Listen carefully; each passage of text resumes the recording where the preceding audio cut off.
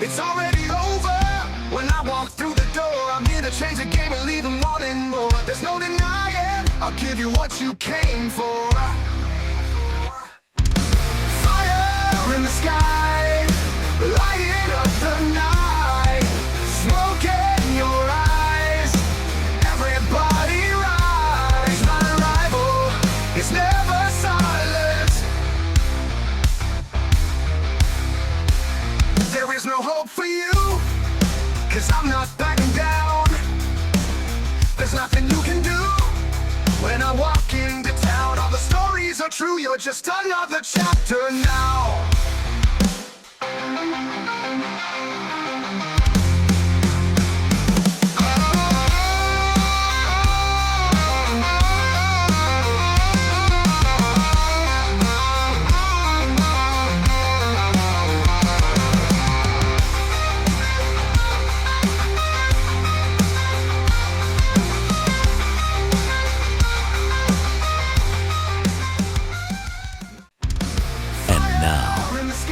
Max Wrestling presents Promo Rumble 11.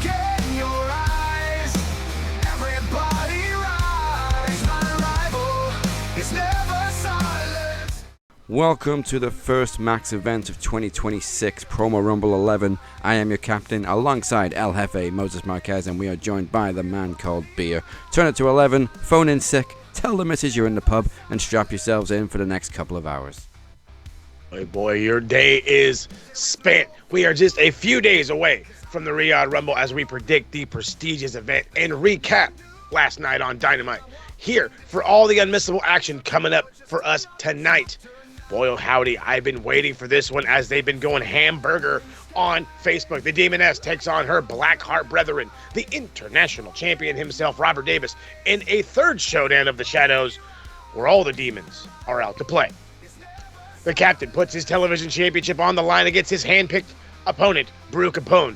Can the Appalachian Mafia leader finally win a match here in Max Wrestling?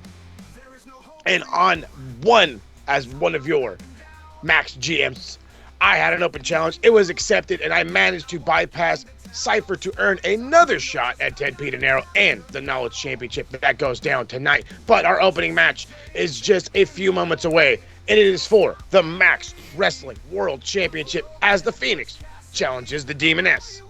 Good God Almighty. Hope you're strapped in tight. And remember, turn those phones on silent, and now is the perfect time to make Max Wrestling your new home for all things wrestling. And all you got to do is hit that like button and smash that subscribe button. For those that prefer the old-fashioned podcast, head on over to SoundCloud, Spotify, Apple Podcasts, whatever it is you get your podcast. And, of course, for all things Max Wrestling, head over to the consistently updated, beautifully done website, maxwrestling.com. And this seems to be my weekly thing now. This week's Max Energy choice is Cherry Relentless, and it's another first-timer. Oh, that is nice. That sounds delish. I'm a sucker for the cherry, as you can tell from the cherry limeade, which is a consistent. That is good. Give me the sponsorship. As you should know by now, the end of the show is never the end. Sometimes even 2 hours. It could even be 3 hours. But it's not enough for us. So join Cypher on After Max live on Facebook right after the show. The QR code is on the screen right now. There could be guests, there could be announcements. It is as unpredictable as they come, so scan and go after the show. As you just heard, kicking off the action tonight, the World Championship is on the line. Can the Phoenix bring it home for Dragon Club? The only thing standing in his way is the Demoness. I'm already scared.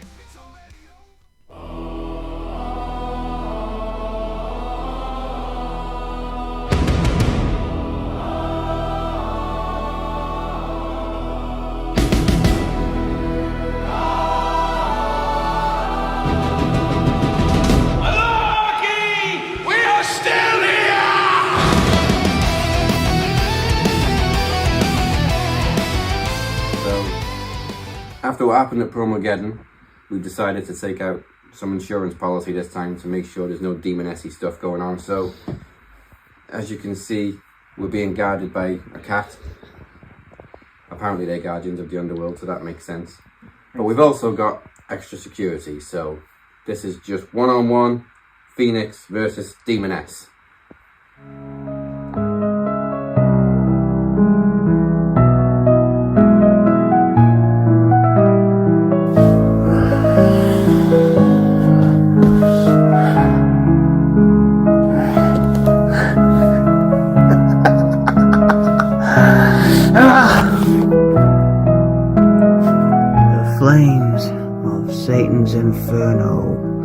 are stoked with souls such as yours, Demoness. You managed to bring down an entire brotherhood to its knees. Hell, this isn't the first time you've even taken over my mind. But your mistake was taking control of the mortal vessel. And I want to thank you for waking me. But now, you must face your demons. Because you're about to realize that you cannot kill what is already dead.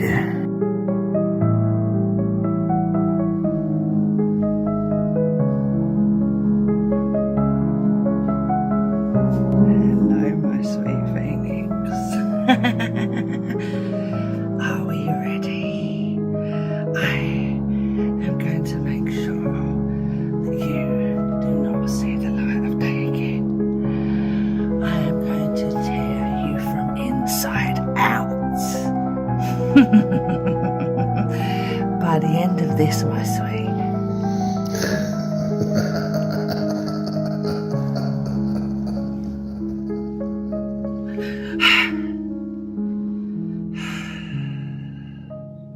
impossible.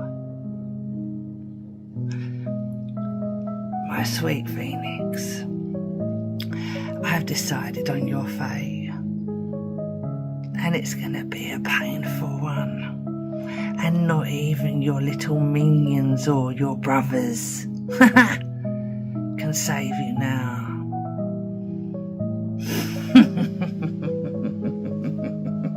Hasn't still. I'm hoping he's doing alright. It didn't go very well last time for you. Not that our fault. Thanks. Thanks for the reminder. Do you want another brew? Yeah. Another brew.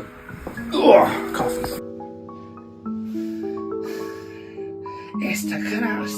Seven. You're thinking too much, Demon, and that's when you make mistakes.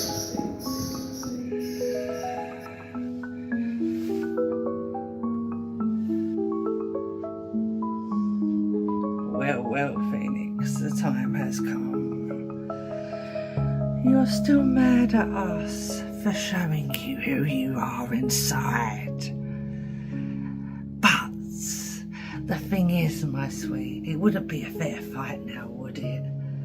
Unless I do the one thing that I know will disable you in seconds like that. I am going to remove the demon that lives inside your head and then destroy the human vessel. I felt that hesitation. It's getting louder, Demon. Can you hear it? Why are you still talking? Brother. So you're here too. This just got interesting. You know where to find me. Where's he gone?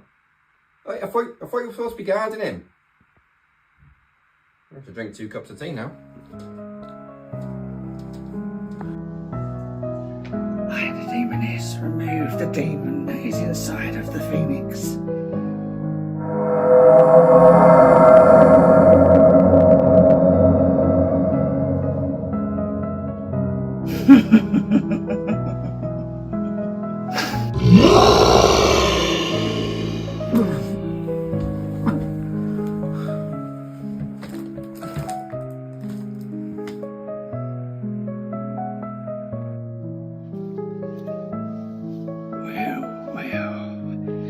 Predictability is something that you, my sweet Phoenix, are very good at.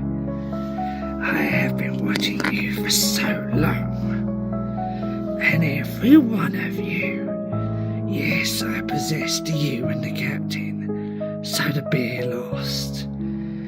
And then I notice every promo you three do, you can't win on your own. Phoenix, you are so predictable, my sweet. So predictable. You're going to stand there and tell me I'm facing my biggest demon.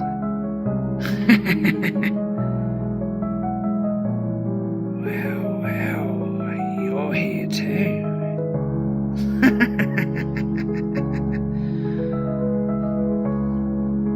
As silence, brother. No one invited you. I will see you in the shadows. Back off. One more warning, my sweet, and I will cut your throat. Oh, my sweet, you even have the help of the collector. Oh, now you're in trouble. Because I will kill him, I will kill you all.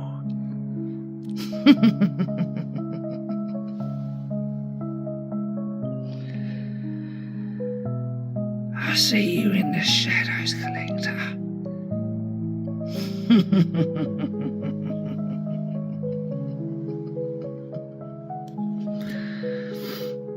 Disappointed, Phoenix. I didn't realise not only would you have the captain and the beer, you somehow have got my brother screaming in my head. I am powerful. I will destroy you. Tick tock, says the clock.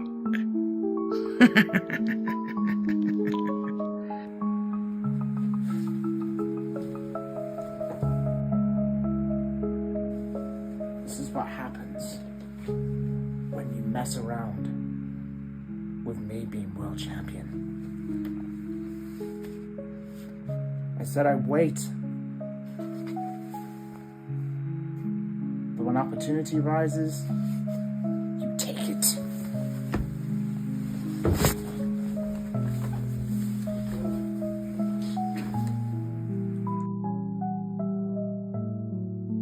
Beer is cashing in. The referee has no choice. 1, 2, 3! Shock to the system. Is undisputed.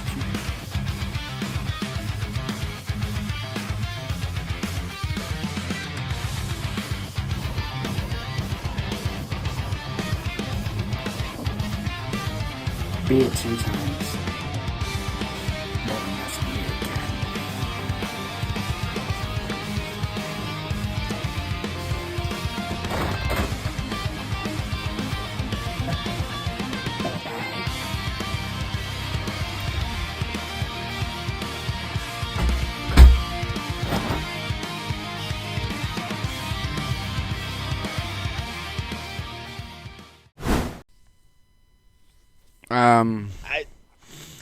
Ooh, boy.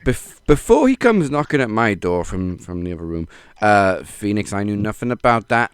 Cash-in was nothing to do with me. I don't condone it. You don't cash in on a brother, but I get it. The world title was on the line, and technically, Phoenix wasn't the champion. You just stole his opportunity. So, what do you have to say for yourself? That looked big now. When opportunities arrive, you take it. And be it 2 times, it's back. I'm back on top. Craig, too little, too late. Well, I hoped you were going to say it was nothing personal. I'm glad the world title's back in Dragon Club. I would have liked for it to gone down a different way, but hey, I guess we'll address it another time when Phoenix wakes up. Now, for a little taste of the old, just to switch gears, it is time to hop in our wrestling DeLoreans for this week in wrestling history.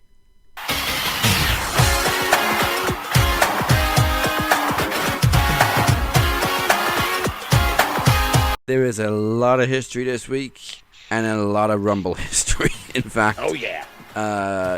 All but one of it is Royal Rumble history, so let's kick it off without the Rumble.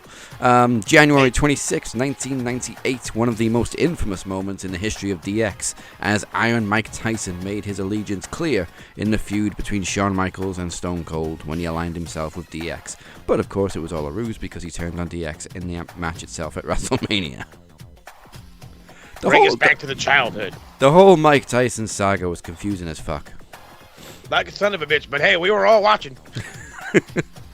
And it certainly made headlines. A bunch of them. Again, enough to make 13 more recognizable of a WrestleMania than it absolutely needed to be. It was not that good. Well, I mean, the two matches I remember from this WrestleMania was Austin and Michaels, and then Undertaker and Kane. Yep. I think there was a midget match as well. With Tucker and who was Aquila? Here we go. Was there not a midget match with fucking what's the name? Sonny as a referee? Or am I thinking of the Rumble? That was Royal Rumble. I knew it was 98. That was 1998, and it was a very underrated Triple H versus Owen Hart match. Oh yeah. That very underrated match. And what Sonny was wearing at that WrestleMania when she came out with Hawk and Animal. Damn. What the fuck happened to that stuff? Drugs. Oh, drugs.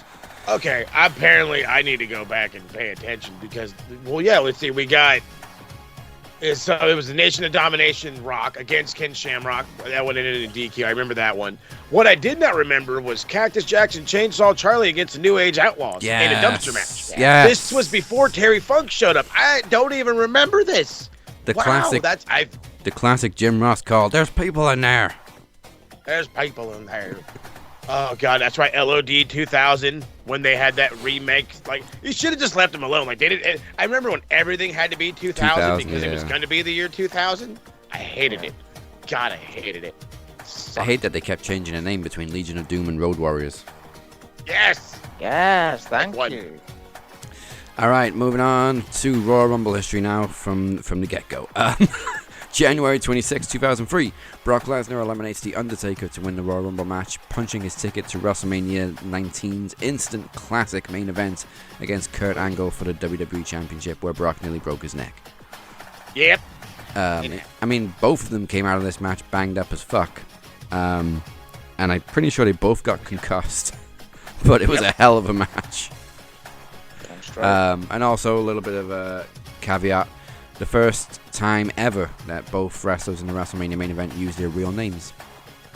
True. Crazy true. January 27th, 2019, Becky Lynch replaced an injured Lana, I think it was Lana, I may have not fact-checked that, to enter and win the Women's Royal Rumble, setting up the controversial triple threat match at WrestleMania with Charlotte and Ronda Rousey. No offense, but it should have always just been Becky and Ronda. Come on, Fit, you gotta let me in the match, Fit. You gotta let me in. I remember the whole fucking thing. He's all, and of course it's Fit Finley. Fit Finley, and I mean, fucking, of course he's good. Oh, she wants to fight. There you go. The only time we've ever seen Fit Finley make an executive decision is when another Irish competitor was involved. I remember when he just went that, and then the music hit, and the She's pop. fucked, put me in. Yep, that fucking bang on. Goodness gracious. But that was a great moment, and I actually thought it was a great Rumble match. But again, Charlotte was just shoehorned into the entire feud. And no matter what you want to say about Ronda's second run, I really enjoyed this first run.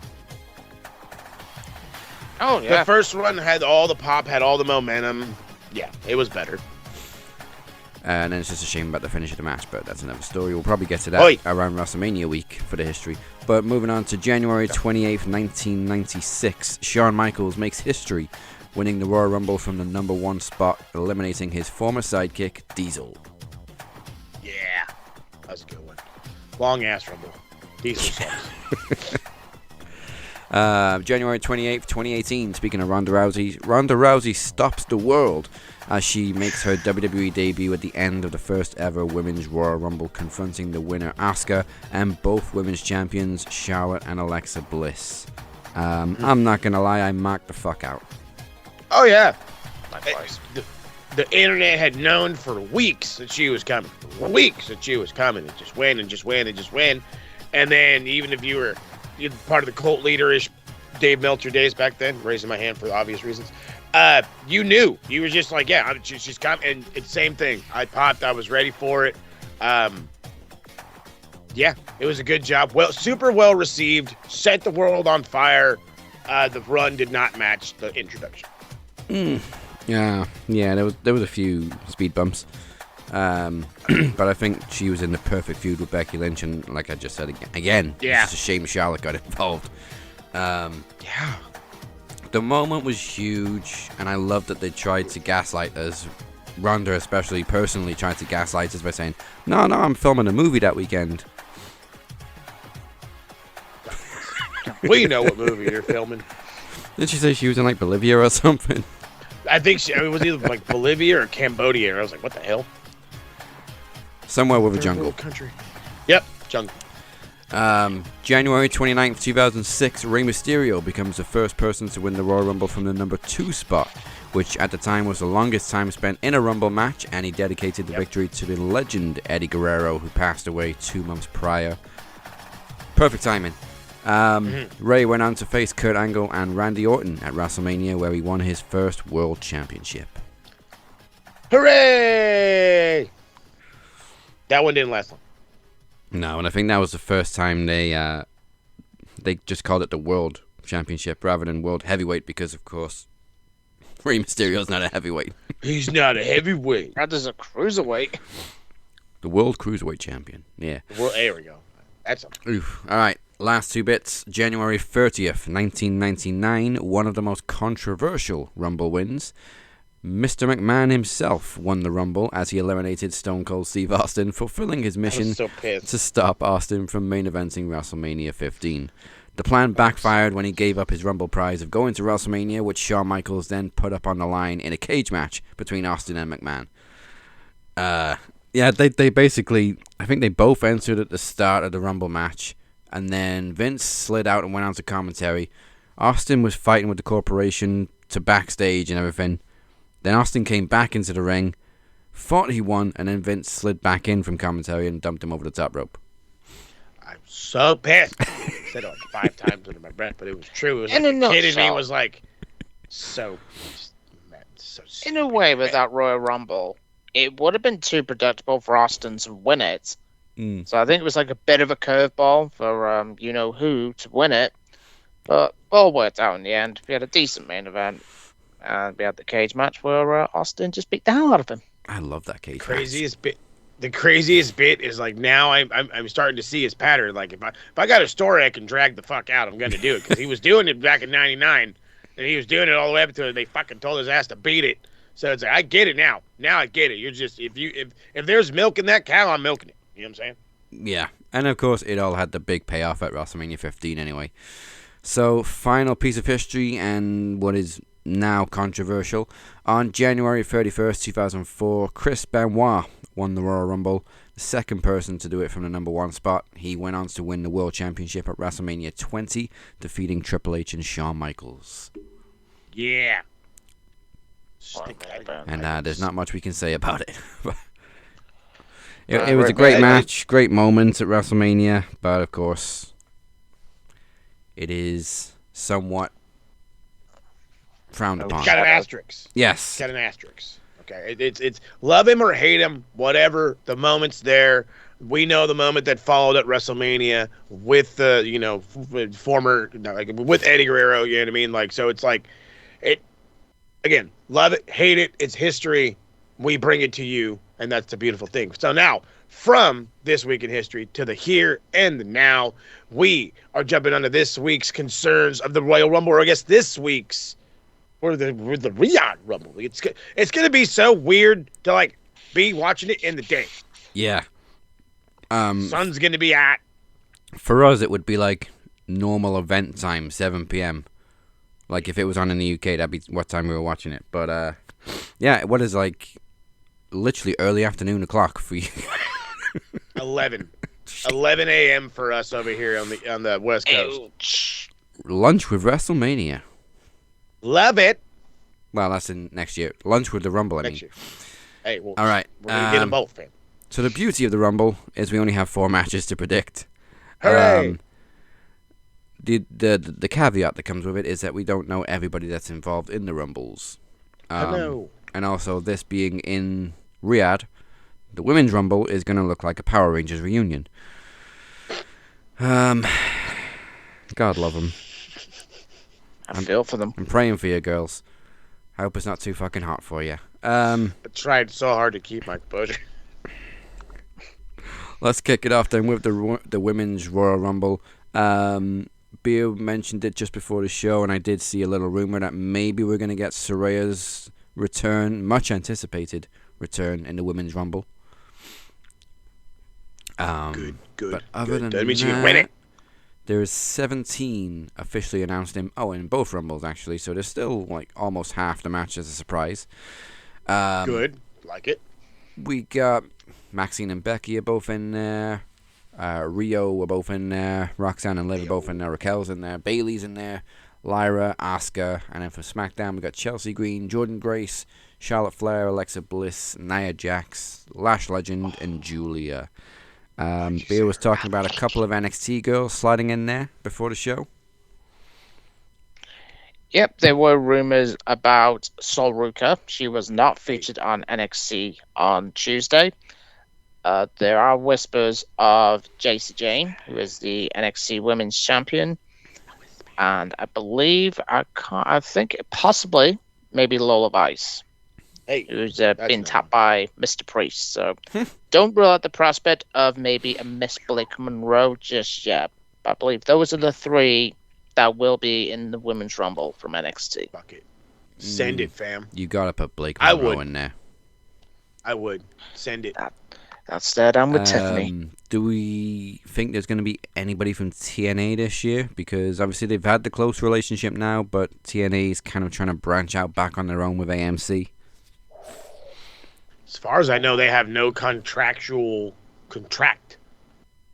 you go. They're not together no more. At least not that I know. But I wouldn't also put it past them to do shit to help them. Maybe Langley in TNA would show up. Maybe Langley. Former Xia Li. Yeah. And if she wasn't a bit of a dumbass, Masha would have been. Hey, Masha, but Masha on her way anyway. It deals up. But imagine the place if Tessa Blanchard's music hits. She'd be brave going to Saudi. Yeah. Oh hell yeah. She'll fight a man. Mind Tessa. I'm gonna throw in a prediction for the winner being Liv Morgan by I picture it coming down to her and Roxanne teaming up on one other person, and then they get rid of that person, and then Liv just flips it on Roxanne and wins the match. Maybe Rhea. Maybe they can both dump out Rhea. Yeah, I have a funny feeling Rhea's going to be one of the at least final 4. At least final 4. The only other prediction I could make, because she's already fucking feuding with Stephanie anyway, is Raquel Rodriguez, and her dumping both of them out. Yep.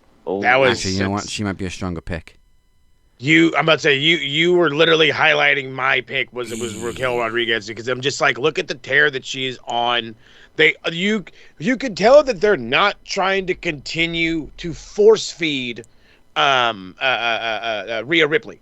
Granted, now that we needed to be force-fed her or whatever, but it's like you're allowing everyone else to get time in spotlight. You've moved into the tag division for fuck's sake, so it's like, okay, sweet, roll with it. And again, you need a monster to go up against Stephanie, and Raquel's just been it. She's just been it. You know what I mean? I don't want to say I've liked her run more. I feel like there's more I want to say creativeness. I always made the dumbass joke when it was her and Liv, and it was Big Daddy, the girl version of Big Daddy Cool and fucking Shawn Michaels and shit, the Heartbreak Kid. And I'm like, I still think it's the same, but Raquel's somehow elevated herself. Whether it's, I can't tell if it's in ring or just persona itself. I can't put my finger on it. my attention has been drawn to her to the point where I'm starting to follow her on Instagram to see what's going on. You know what I mean? It's like so if I'm that invested in you, girl, I mean, I'm backing you. My only issue goes to her counterpart is Liv. Liv right now is another one. Momentum's high. She just came back. She just came back and made out with John Cena a few months ago. Okay, if you can't remember, last year was a fucking blur. All right, that's what it was. She came back and made out with John Cena. Even he was in shock. Hey, it happens to us. It happens. We're simple creatures, us men. We're simple creatures. But she's another one with a high elevation where I'm thinking maybe she could. And then you said Charlotte, and I'm like, they're fucking bored in the back, so they're like, fucking throw Charlotte at it. Charlotte versus the world again, and it's gonna be like, ugh. But you want to know who's fucking pitching that? Road Dogg. Look out there, trying to be Triple H with his bald head and his fucking beard. Out there trying to carbon copy him. He's like, let's run with Charlotte again. No. Let it be Raquel. Let's get a banger fucking match between her and Stephanie McCurr. And hopefully, I don't know if she's going to hang on to it all the way to fucking Mania. But if she can, I think it'd be awesome. And then be 2 Latina women in the fucking, women's championship match. Yeah. Yeah, they're already feuding and they're clearly pushing Raquel. I think that's a safe bet, Beer. I'm in two minds. See? A lot of people are thinking it's going to be Liv. However, there is rumors about a return for a certain someone who we've not seen since WrestleMania, Bianca Belair. Oh, yeah. But when's Naomi coming back? But Bianca Belair won the Elimination Chamber last year, so would it be a bit boring having her win 2 in a row? Yeah. So, yeah, bring her back for the pop. I am gonna go Bianca Belair. Okay. To get that feud running with Jade. Now with that, I do want to fucking bring up a little follow-up. Does that bring heat to her? Does this make her the new age Charlotte? I don't know. I know it's a fucking reach, but I think her winning the Chamber last year was more predictable, especially like we had Jade come back and beat the dog shit out of Naomi. And then Bianca was traumatized for about 2 minutes, and then she got in the ring and it was all business. All the business. Even though for me, I think Liv deserves it. Actually, no, I'm going to switch. I'll go Liv Morgan. She has kicked ass. She sort of won me over again. I'm definitely in two minds between Liv and Raquel. Because right? it almost seems too obvious to pick Raquel because, like I said, she's already feuding with Stephanie. And she went on that rant this past week on Raw saying she's still coming for the title. And then Stephanie keeps going after her, and they're just constantly brawling. So you would think that they would get a match anyway. You think? Monday. Yeah. But you can always extend this. Okay, yeah, I'm switching back. I forgot they already had the rematch booked. I'm switching back to Liv. I just think that she's got the fuck. Yeah, Liv is sneaky. God damn it, you fucking bastard. But there's one I'm not going to rule out yet. It might be a bit of a dark horse. It's Jordan Grace. Might be a dark horse. I say fucking run with it, but you guys already know my obsession with Jordan Grace, so that's just a different ballgame there. She's already got a match with Jade anyway, too.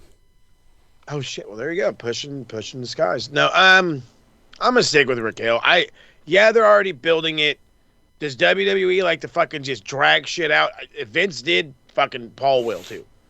I don't see why. Like, you could have Liv and Stephanie at any rando-ass time. I'm sure we're going to get another bullshit Saturday Night's Main Event here soon. There has to be some other pay-per-views, or the PLEs, pardon me, leading up to Mania. No, I think you roll with Raquel. Call it the Hispanic blood in me. I want to see that more than anything else. Plus, where's Mania this year? In Vegas? Vegas. Yeah. Vegas Part 2. Good enough. All right. Gunther versus AJ Styles with AJ's career on the line. Allen's going to AEW. They are heavily teasing AJ retiring. I know he's retiring by the end of the year anyway, but we don't know when. But I think it would really be a kick in the balls if it was to happen so early in the year, especially how we just had John Cena. There's probably a couple more on the way out, but it seems like they're almost trying too hard to tease that this is AJ's last match. They keep referencing how it could have been his final Raw, his possible final match with Punk. Yeah. And Gunther cheated to win the first match, so it would make sense for AJ to win one back. I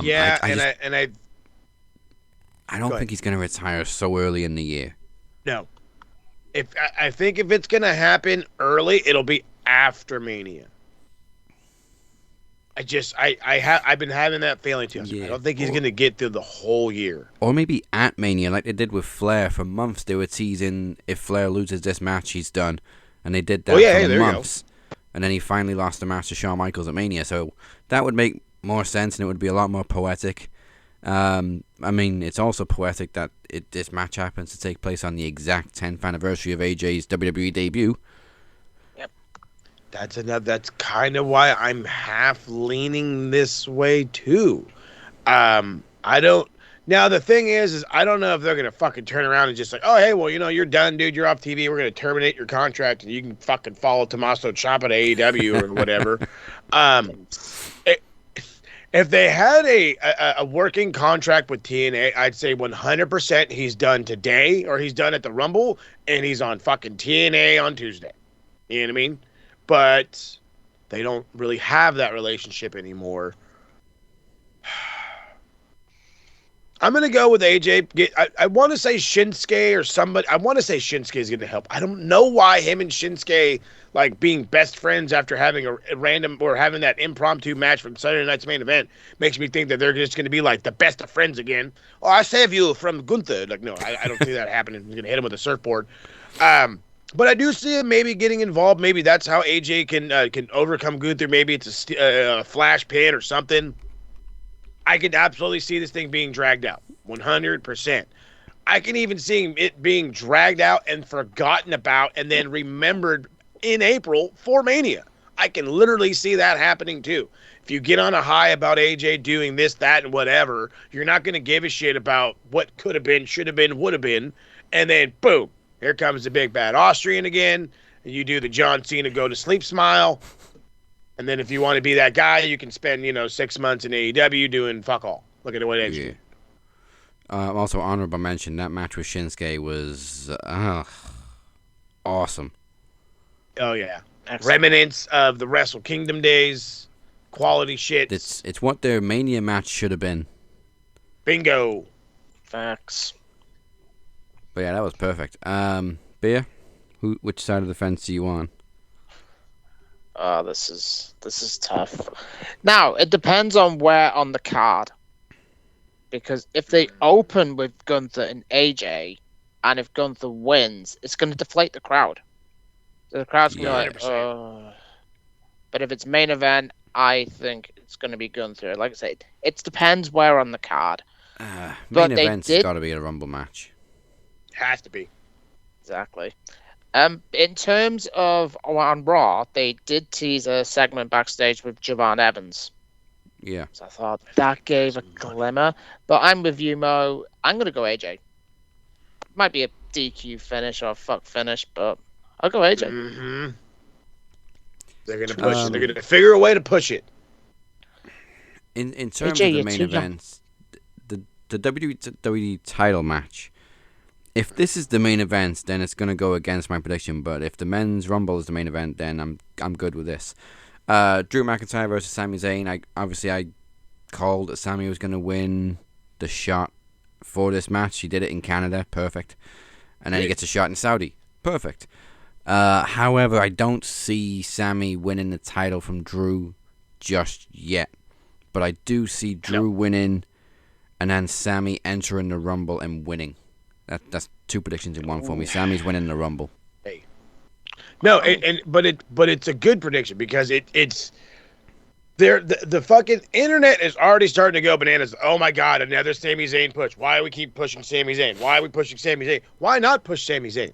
Why not? He's been the underdog his entire fucking career, and it's a great move to do it. I do not disagree with it. I think Drew beats him, and it's another one that we could figure out how to push it. If it means it's the Rumble, it's the Rumble. If it means it's Elimination Chamber, then it's Elimination Chamber. But they're gonna have another one. It's gonna be at Mania, and it just might be for this type championship. However, as for the Rumble, I have a little bit different of a prediction.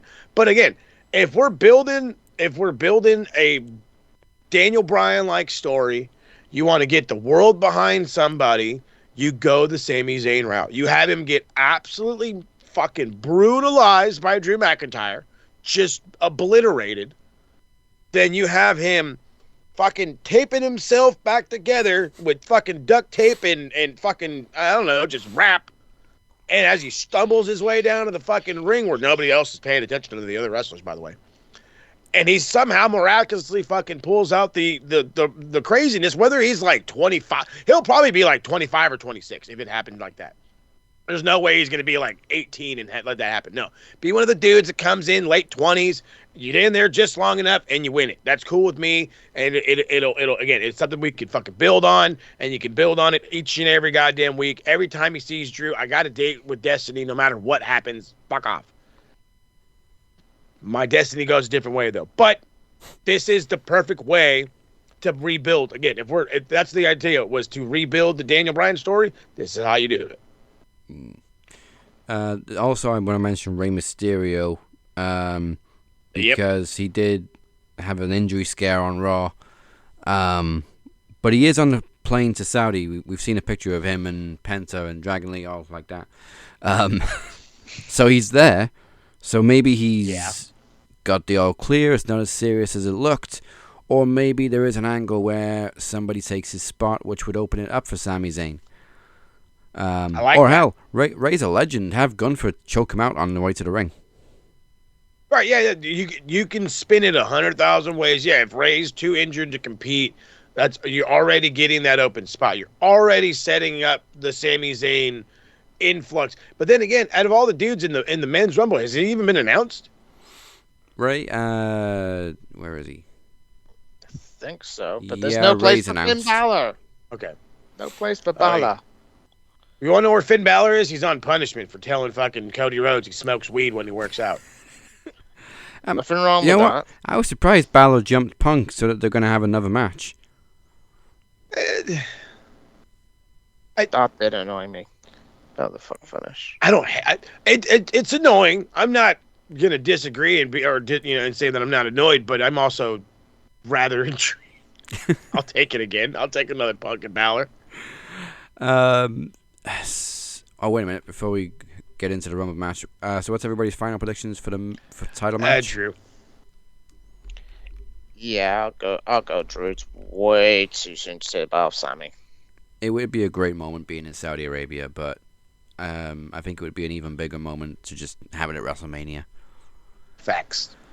But what I'd like at WrestleMania is to recreate the image of Chris Benoit and Eddie Guerrero and have Kevin Owens in the ring to celebrate with him. Yes, sir. And not have what he did at TakeOver. Hey, stop it.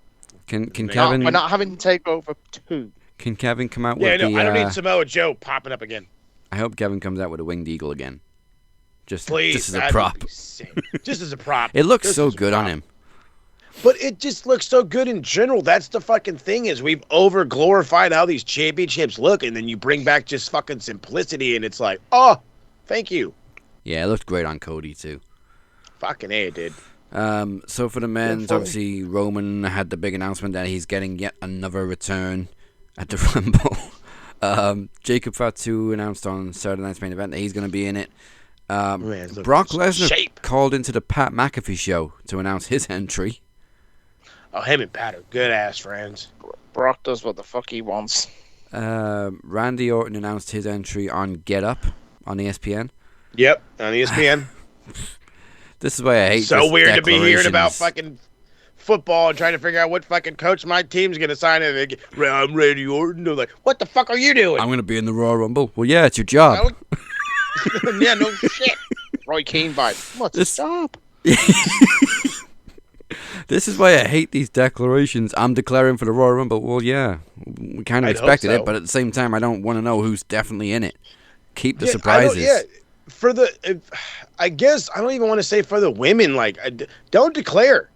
I want all of it to be a shock. All of it. Like, if you really want, even if it's you don't bring anybody back or any returns, we're just gonna be like, oh, okay, because you don't know nobody. Like, it's Instead cool. of doing a fucking process of elimination. It's cool when they do like a match and then we know who's going to be number 1 or number 2 or number 30, and then the rest is just up in the air. But when you've got half the entrance already announced, that kind of defeats the element of surprise, and it also takes away the number of surprise entries that you could get. Oh yeah. I mean, we also do know that we're getting Obafemi making his official main roster debut. Oh yes. Whatever surprises can we expect from the men's, though? Mr. Jericho? Of course. Yeah, he's already been fucking touted as being there. God only knows who else is going to be. My surprise is not a surprise. You know he's going to be there. You know he's going to get in everyone's face. But the surprise I'm calling is the fucking run that Braun Breaker is going to go on. He's going to there's going to be somebody who's going to take my fucking bet.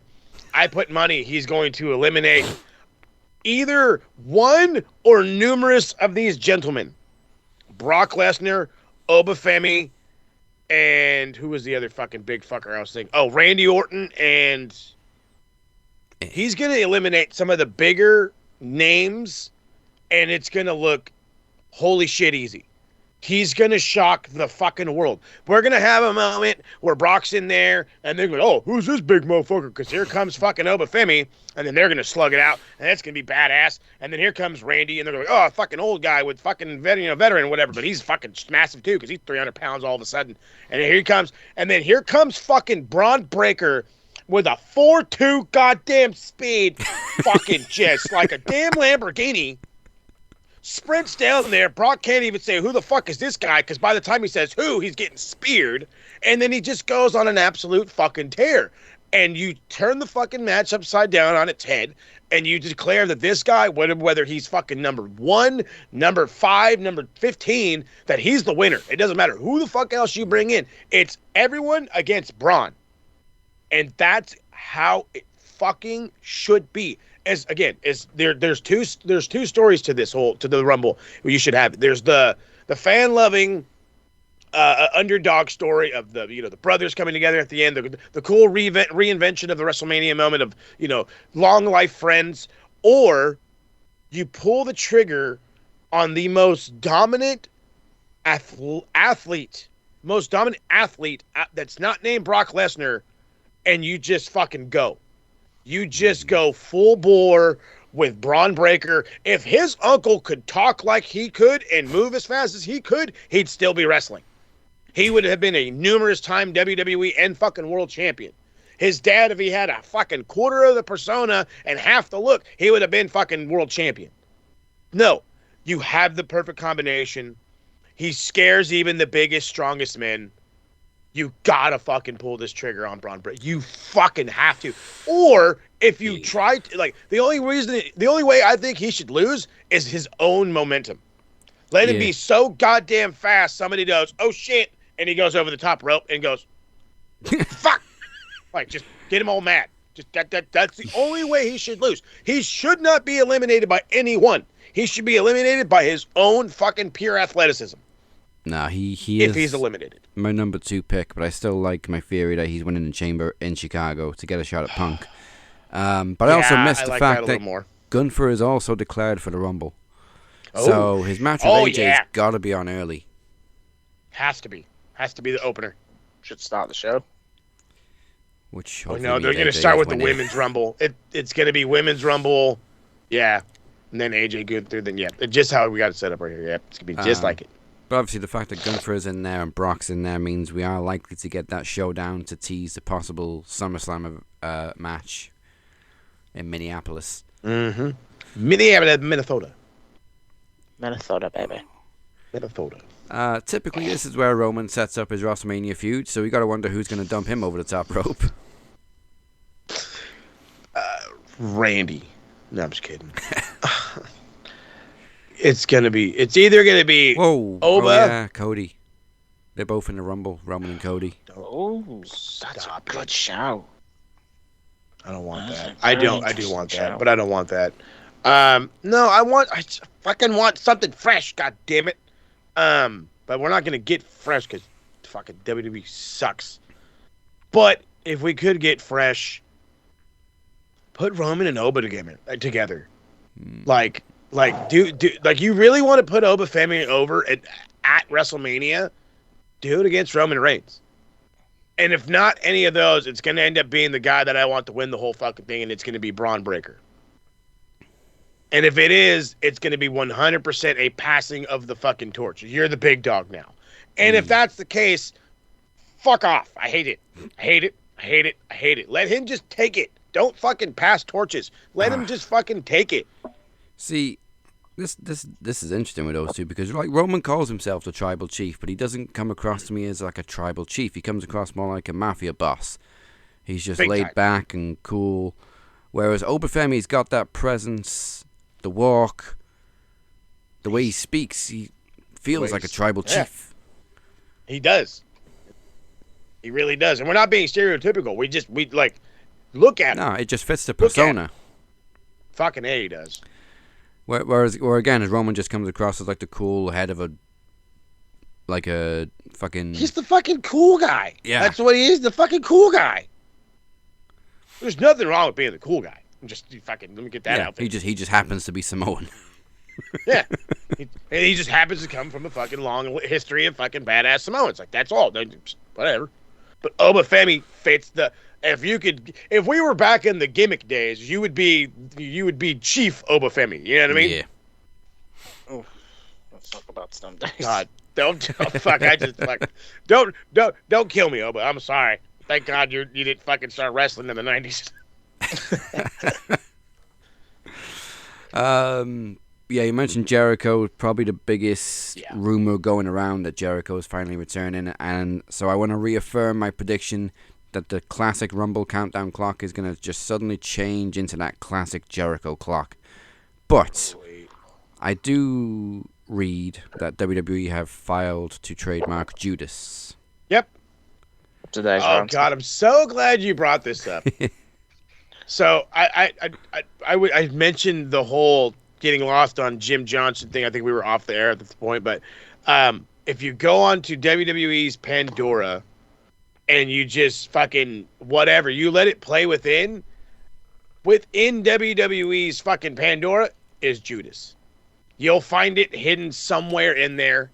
It has it's under a WWE name, but it says Chris Jericho, or it says what's the fucking Fozzy, but it's under WWE fucking listings. So if that's not a little fucking hey nudge nudge, what's happening? Jericho's coming. He ain't gonna be here for long. He ain't gonna be in WWE for long, but he's there. I can see him coming back at the Rumble with the countdown clock and his classic break the walls down theme, and then switching to Judas. Oh please! In later appearances, maybe for Mania. I'm with that because here's the thing: when you do it with Cody, we knew Cody evolved, right? You know what I mean? He turned into this whole other fucking dude. You know what I mean? Jericho is the same Jericho. He was the same Jericho in AEW that he was in fucking WWE. He just took on different gimmicks and didn't use as many. No, that's not true. He used just as many props. He always had a fucking screen in the ring and shit. It's the same dude. Okay? It's the same dude. I love you, Chris. I'm just sorry, different variations. It's just the truth. He just comes up with a different gimmick-ish. And it's not even a gimmick-ish. He's just finding a way to fucking, elevate himself or put a spotlight on himself, if you will. I don't know how many people have watched Impractical Jokers that listen to this, but there's a classic sketch that they did where the challenge was you go up to a receptionist in as many different costumes as possible until they realize it's the same person. That's Jericho's entire fucking career. That's Jericho's entire career. And it's not a bad thing. It's not. It's a consistent reinvention of himself, which is great. It's great.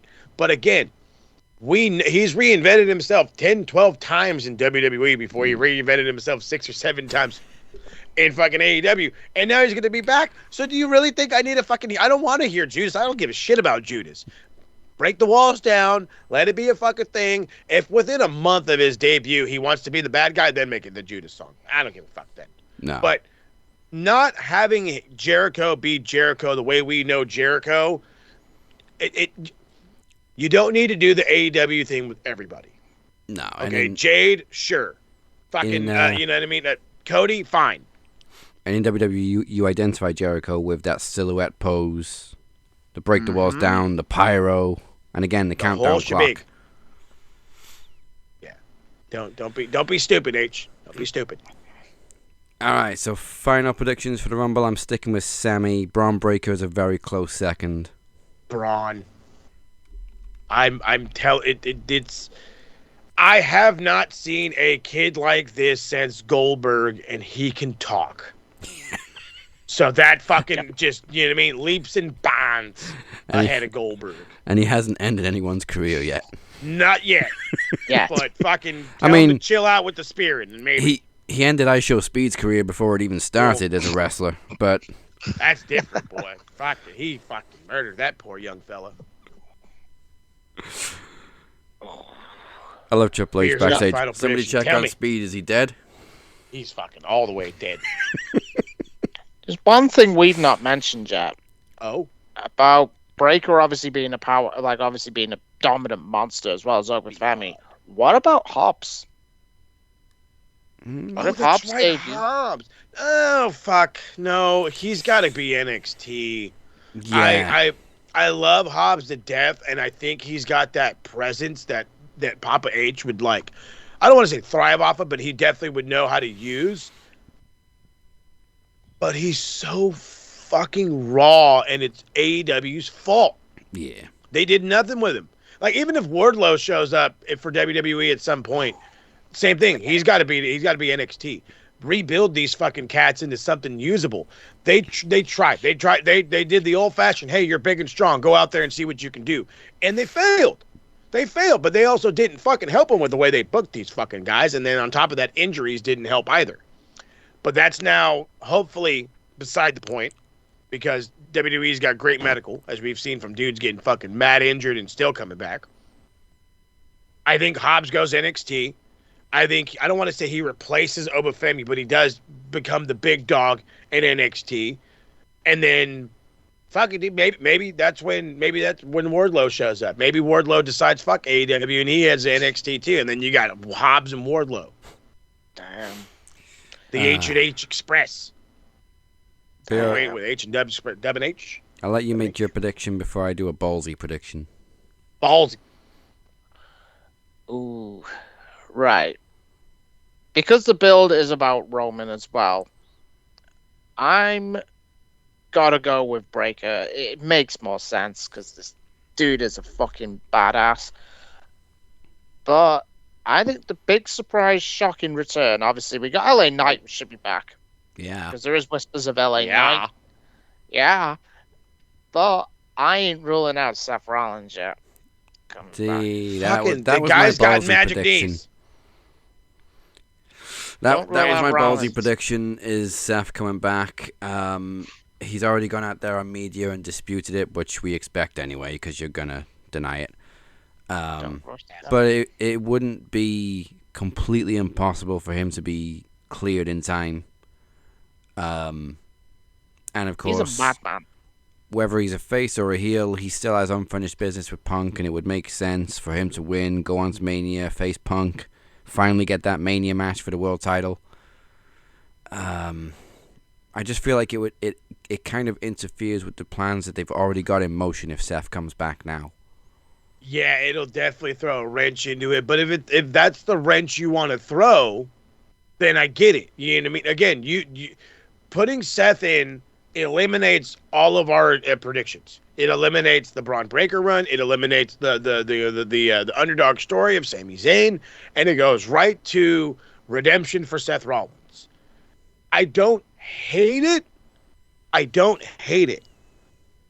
But if there's one thing I've learned about this business is you go with the story. Whatever the story is. And if it's a underdog story, you go with the underdog story. If it's the building of a superstar, you go with that. If it's unfortunate revenge, you're going to go with it. But in my opinion, as much as Seth 100% deserves a main event match for a world championship at Mania, it's time. It's either we got to shit or get off the pot with Sammy. I don't, as badass as Braun Breaker fucking is, and I cannot stop praising this kid. And he's a kid. It's unbelievable. How long is it gonna last? How long can you really drag it the fuck out? If he goes all the way through Elimination Chamber and then craps the fucking bed, then what? Then what? Are we really going to be able to fucking follow Braun Breaker or get behind him for a whole other year? I know people like me, Beer, maybe you, Daz, might. I don't know about the rest of the fucking world. I don't know about the casuals. I don't know about the flip-floppers. I don't know about them. That's what I'm worried about, because that's who we should be pandering to. Seth is always going to be there. Seth is, no matter how much we want it or not, guy's got bionic fucking knees, for crying out loud. He ain't going nowhere.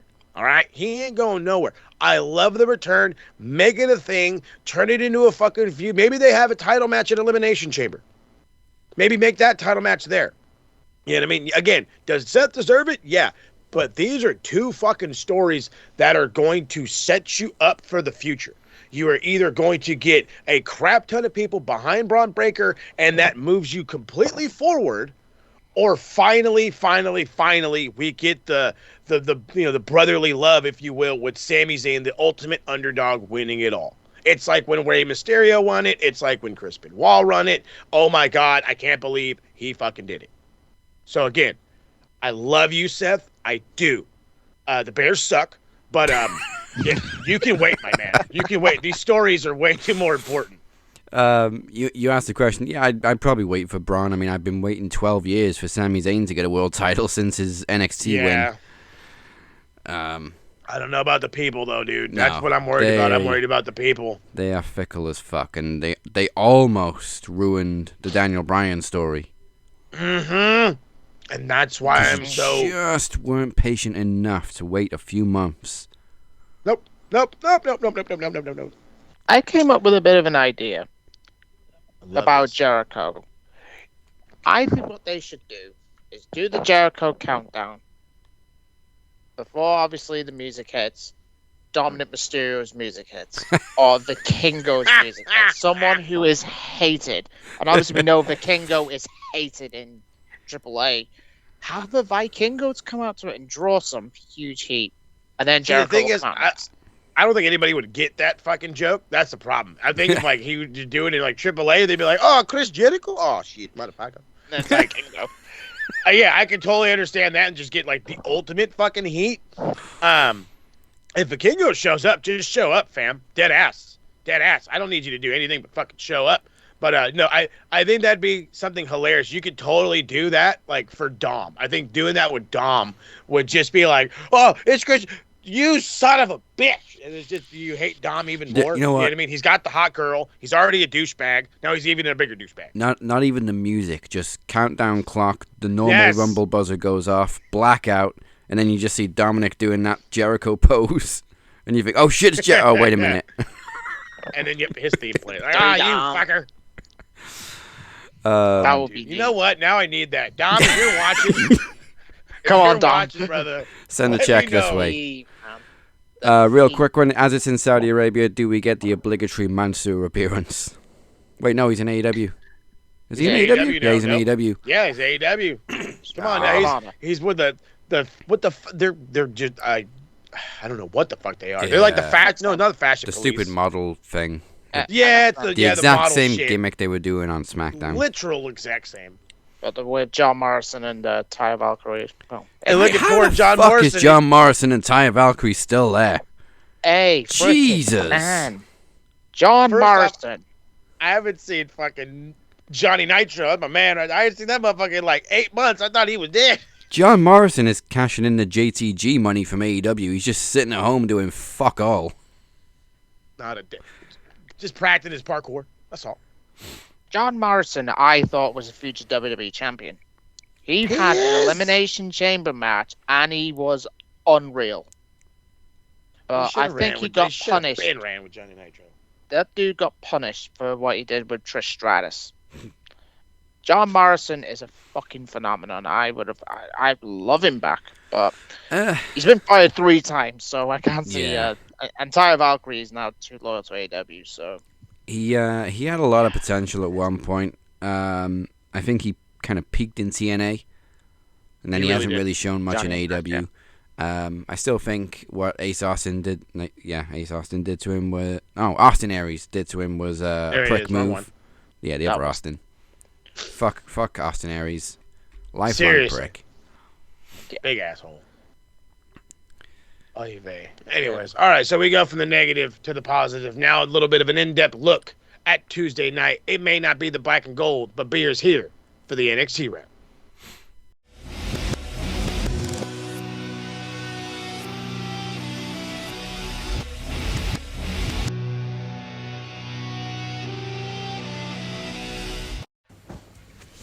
Right, anyway, let's get into the NXT round. Show starts where Joe Hendry's music hits, and then he was seen backstage taken out by a mystery person to be spotted by the Vanity Project, who said they had nothing to do with it.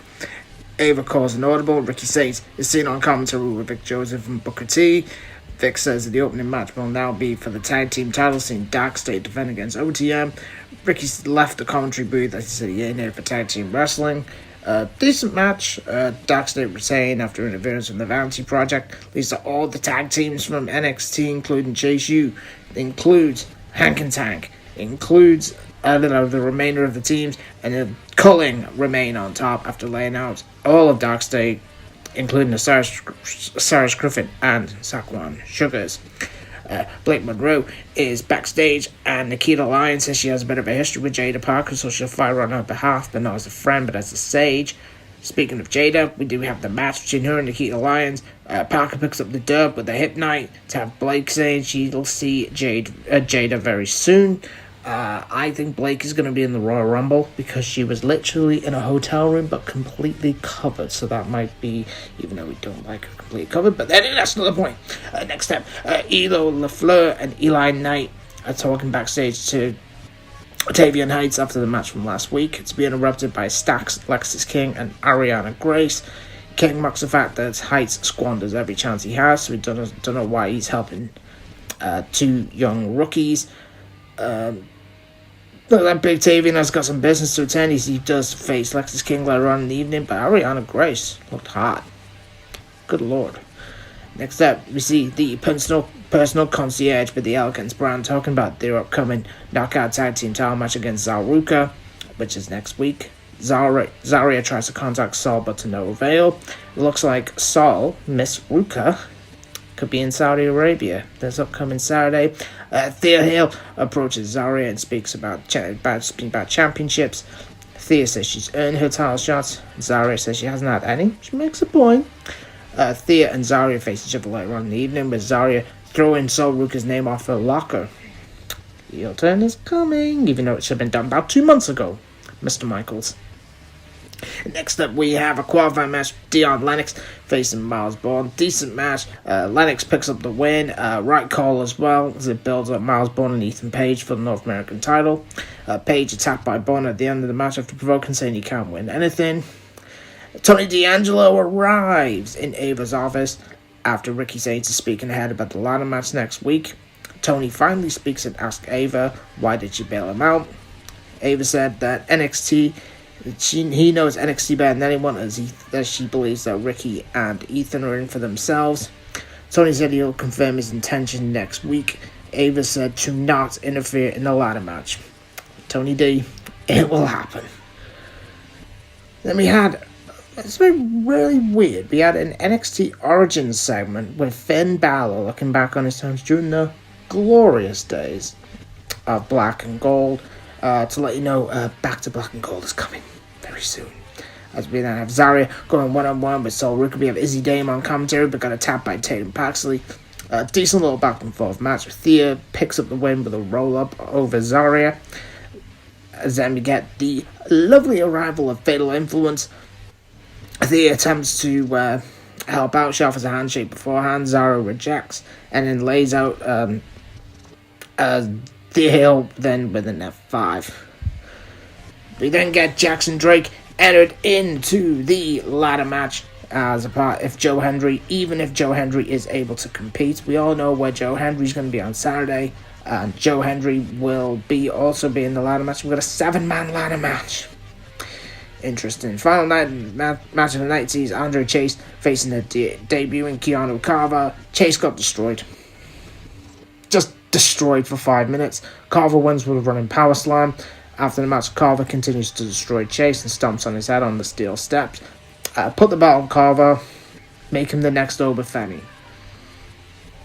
At the end of the night, we do have all men coming out to address each other. Leads to a brawl with every man. There was no Joe Hendry until Vic Joseph said his name. Joe Hendry does appear. Hits Ricky Saints with a standing ovation. At the end of the night, Keanu Carver stands tall by decimating everyone. Bit of a ball fest, if I'm very honest. Wasn't the best NXT episode. There wasn't a lot of the big talent on the show tonight. I mean, there was no JC. Where do you think she's gonna be? Blake Monroe. Where do you think she's gonna be? And there was no Sol Ruka. Where are they all gonna be? They're gonna be in the Royal Rumble this upcoming Saturday. 4 out of 10. I don't think it was a very good show, if I'm very honest with you. But right, okay. Now my sources are telling me something. What time is it? You know what time it is. To the MOL Hefe. Give his name and he appears. It's last night on Dynamite with El Jefe. Bossman, down to you.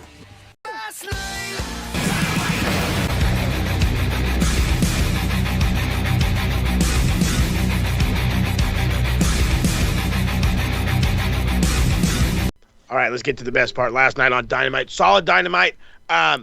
They have yet to announce Revolution or even talk about Revolution, but if you look behind everybody talking on the fucking stage, Revolution's going to happen on the 13th, on the 15th or whatever, the day after Valentine's Day. Thank you for fucking saving us, man, out there. The show opened up with Kenny Omega defeating Rocky Romero. Quality match. Very, it's Rocky Romero. He's going to go out there, put on some stuff. Then we get reaffirmed his intentions for the World Championship. Again, he wants to be World Heavyweight Champion, as he continues to say. Hangman interrupts, goes out there and says, I'd rather fight with you than against you, but this is for the world title, and I have my shot. Where I was like, well, I'll do it. I got right to it. And so they go down there, and then, of course, Don Callis fucking starts cackling because he's Don Callis. And he's like, oh, Don, you're so worried about everyone else. You should be worried about yourself. And then he fucking chases him out, and Don runs like every cartoon villain. It's the funniest goddamn thing I've ever seen, and he's a man in his 60s. It's fucking awesome. I love Don Callis and hate him at the same time. And Kenny just hates him. Kenny, well, yeah, fucking dude, him and Kenny have got to be like such good friends for them to just hate each other so easily. I love this dynamic. It's so great. It's been a blood feud for like 4 years, even the entire time. Kenny blood feud. I love it. Speaking of things I love, John Moxley being a face, not so much the rest of the Death Riders, but John Moxley the face I like against re-debuting Ace Austin because he's randomly appeared on fucking Collision and all kinds of other shit.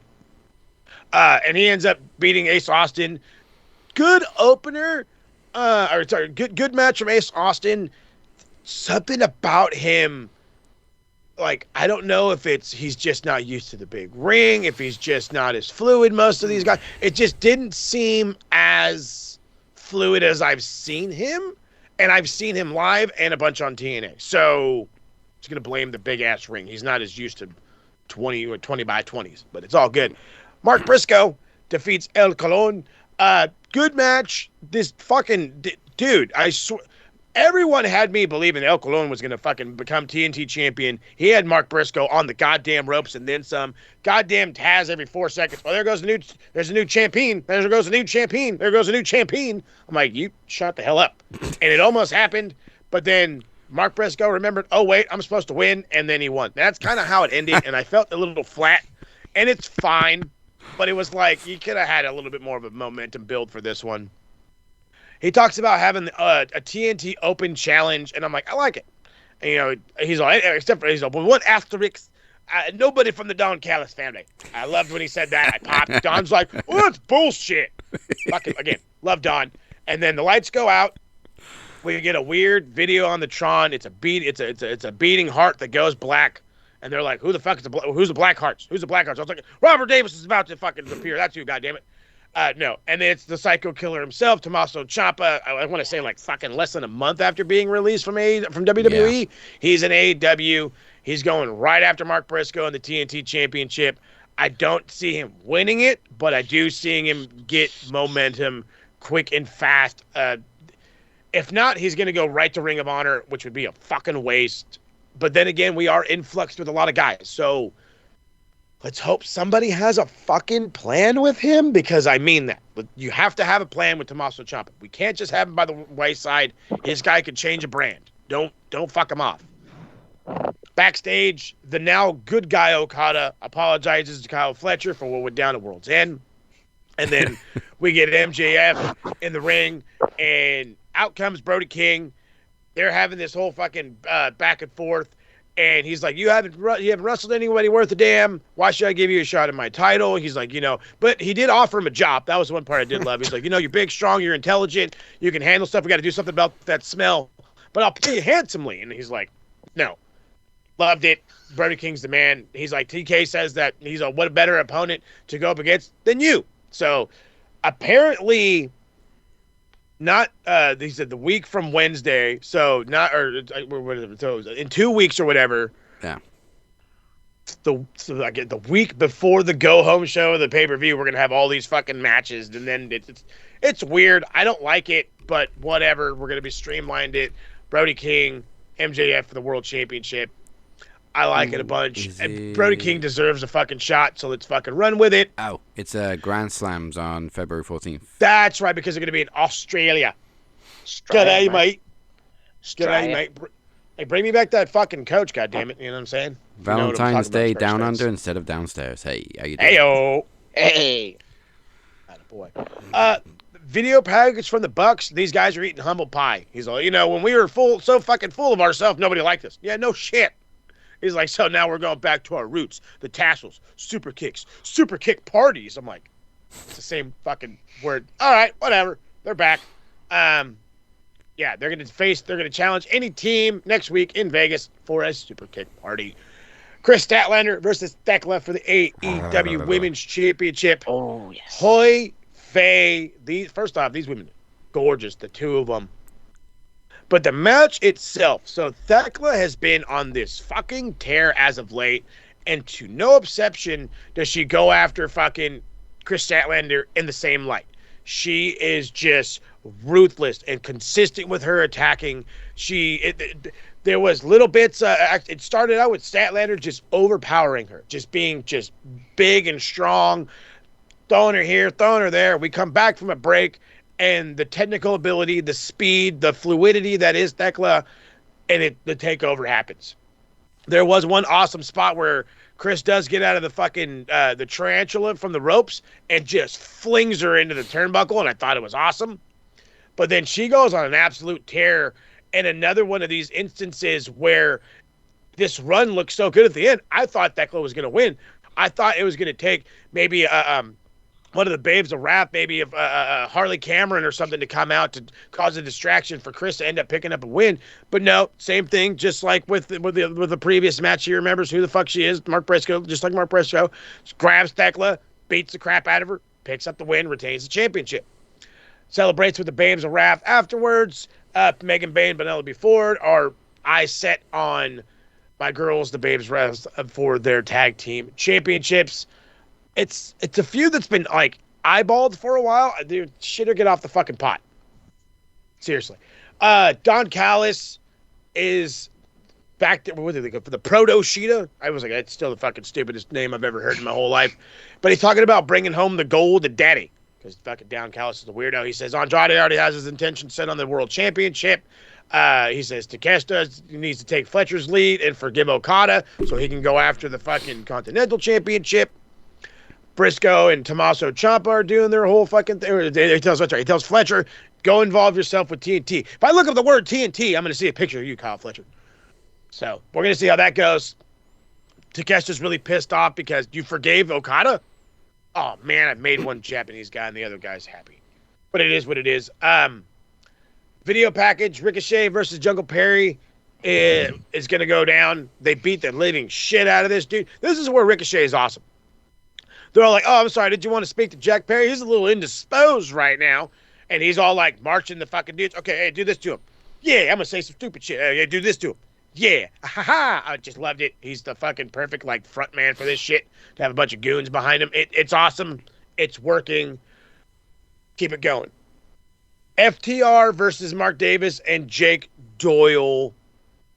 I already knew from the jump the fucking Mark, the big brutes weren't gonna win. You know what I mean? You know they're not gonna win. FTR's the best tag team in the world. The Bucks are coming back. You kind of already see the fucking writing on the wall. It is what it is. Poor Jake something, after having a great debut and a decent opening, or a good match then and a good match here, he tore his bicep. He's that fucking out for like 6 months now. Damn. So, sucks for him. It's quite unfortunate. Yeah. The Death Riders did appear ringside. So, they're staring him down. I want to say it was like Mark Davis has his eyes on the Continental Champion. Moxley hits Mark Davis with the Continental Championship. I don't want Wheeler Yuta and Pac to go after these fucking titles, but the tag team division is picking up. So we'll see how it fucking goes. Renee's backstage with Orange Cassidy. Talks about his feud with Wheeler Yuta. Is unrecognizable that he was 5 years ago. The dumb bushy beard and all that fun stuff. Renee Shafir grabs Cassidy by the fucking hair. Just pops up. Timeless Tony Storm. I love her. Unhand him. Fucking great. She's the fucking best. Yeah, we're going to get fucking Marina Shafir and Tony Storm at some point. I don't know when, but it's going to be great. I don't know why it's going to... You know what? No, you want to know why it's going to be great? Because Marina's been working her fucking ass off, and she's been slowly improving each and every goddamn week. I cannot deny what she's been doing. For those that have left AEW and have shown that they're not that good, she's not going to be one of those. She's got the... She doesn't have the... It took way longer for her to get on, like, the Jade-ish level, but she's improving daily. So good on her. Then we get the main event. Andrade El Idolo versus Swerve Strickland. Great match. Fucking hell, what a match. Andrade has been... I don't know what the fuck this guy's been doing with his back and forth, but I'm going to go here, go there. I'm signed, I'm not signed. But he's ready. He's ready to make a fucking impact. And he made a fucking example out of Swerve Strickland. I honestly was like about halfway through the match. I was like, they're going to let fucking Andrade win this. He's going to win. And sure shit, he pulls up the win, beats Swerve Strickland. After the match, Renee's backstage with MJF, asking about his thoughts about the match next week. He says, that oversized bag of milk with a Sharpie written all over him thinks he has a shot. He's got another thing coming. Thought that was fucking awesome. Kenny Omega walks in and says, one more week, one more win, and he'll face MJF for the championship at Revolution. And then it was a Hangman and MJF have a nice, lovely stare down as the show goes off the air. I have a funny feeling it's going to end up being a multiple-man match at Revolution. They're going to fucking just let Kenny and MJF go at it. If they do... MJF's title run is going to be the shortest he's ever had one. You cannot, and I'm saying this because I know TK listens randomly. You cannot put Kenneth Jerome Omega in a main event championship match, 1-on-1, and have him lose. Even with the fuck, even with a fuck finish, especially with a fucked finish, you cannot put this man in a main event and expect him to take an L. You can't do it. You either make it a multi-man match or MJF's title reign was a month long. I can see that. Or 2 months, whatever. I can see that. Because as you said last week, because we were debating on whether the match at All In, what would sell, MJF against Ospreay or Kenny and Ospreay? And I think you hit the nail on the head, because that's the match I think personally I want to see again. Think of the match in New Japan. Think of the match at Forbidden Door. Bingo. And the one, and also as we pointed out on Ciampa, you know I'm a Ciampa guy. I've loved him since NXT, best heel in NXT history. I said to Corey last night because I didn't want to put in the group chat because I didn't want it in case you haven't seen it yet. Let's take a bet. How long will it take for him to be in the Don Callis family? Goodness gracious, it's happening though. I said 3 weeks. Corey said 2. I just gotta say about Ciampa, the difference between his presence on SmackDown and his presence last night on Dynamite is night and day. Yes. It's like a completely different guy. That was the Ciampa of old NXT. Last night. That was black and gold Ciampa. On SmackDown, he was just Johnny Gargano's best friend. Yep. Last night, he was the Psycho Killer again. And I'm glad and happy for it. The Sicilian psychopath. He had a different look in his eyes. And he did. I think that fire is back in Ciampa. The Ciampa that we saw in Black and Gold, that night he came out to no theme song. And I do fucking love his theme song in AEW though. It's always a great thing. Yes. Well, that's well, I don't want to say that's his fucking thing or whatever, but no, when you're a badass that has a fucking name, the Psycho Killer, you gotta have a badass theme. He's had badass themes in NXT. I'm glad he's got a good theme in AEW. If I put my fucking name into that hat, wins Revolution in 3 weeks, that's when he joins the Don Callis. You know what though? With the music, the black beaten heart, the beard, he gave me Robert Davis vibes actually. Big time, right? 100%. I was like, oh shit, here comes Rob. Fucking it all. Rob will take that as a compliment. I'm sure he would. Yeah, you will.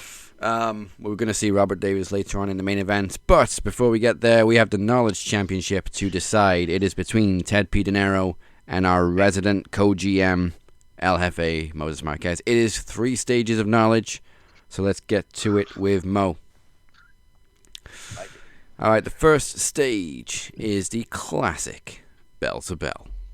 Oh, I love this. Ding, ding, ding. I don't mean that.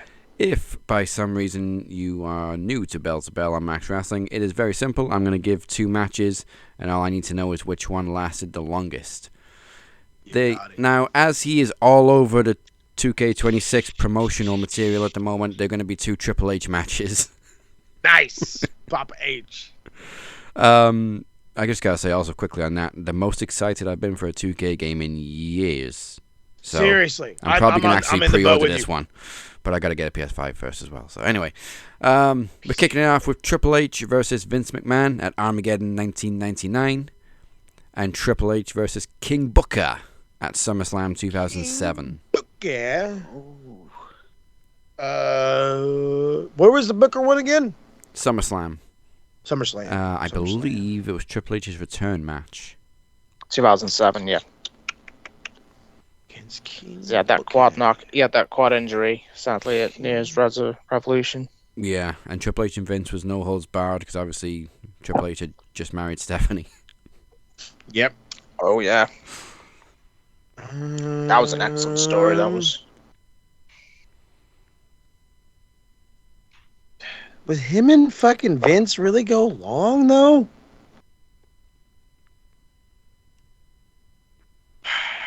Because him and Booker had, like, fucking... I don't want to say many feuds, but they had a fucking rivalry. Oh, yeah, certainly a few years earlier. But one of the worst booking decisions ever at WrestleMania 19, by the way. I never forgave Vince or Brian Gewitz for that. Whoever was out of Grave. It was Armageddon 99. 99. And then SummerSlam 07. Fuck. Wait, hold on. He said 99. 99 was the year fucking Vince was fucking taking over the world, baby. It wasn't WWE, it was Vince E. That doesn't work. But it has to. Did they really go? Did he go long? If I know Booker and Triple H, they went at least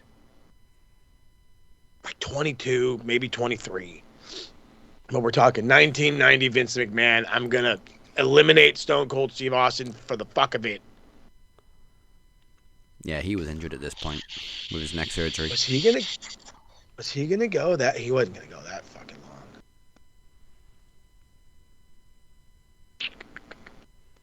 Fuck it. Let's go with Vince.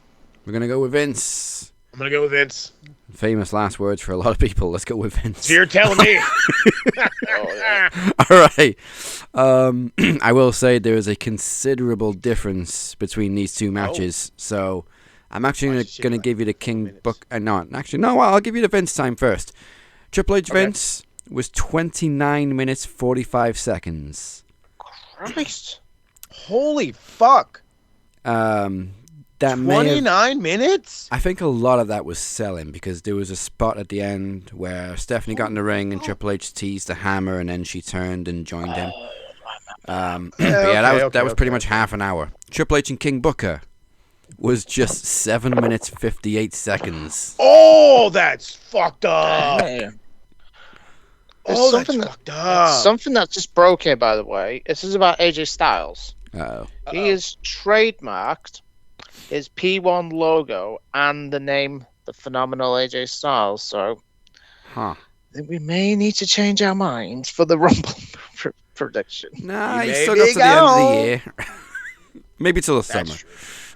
All right, point for that one. Summer.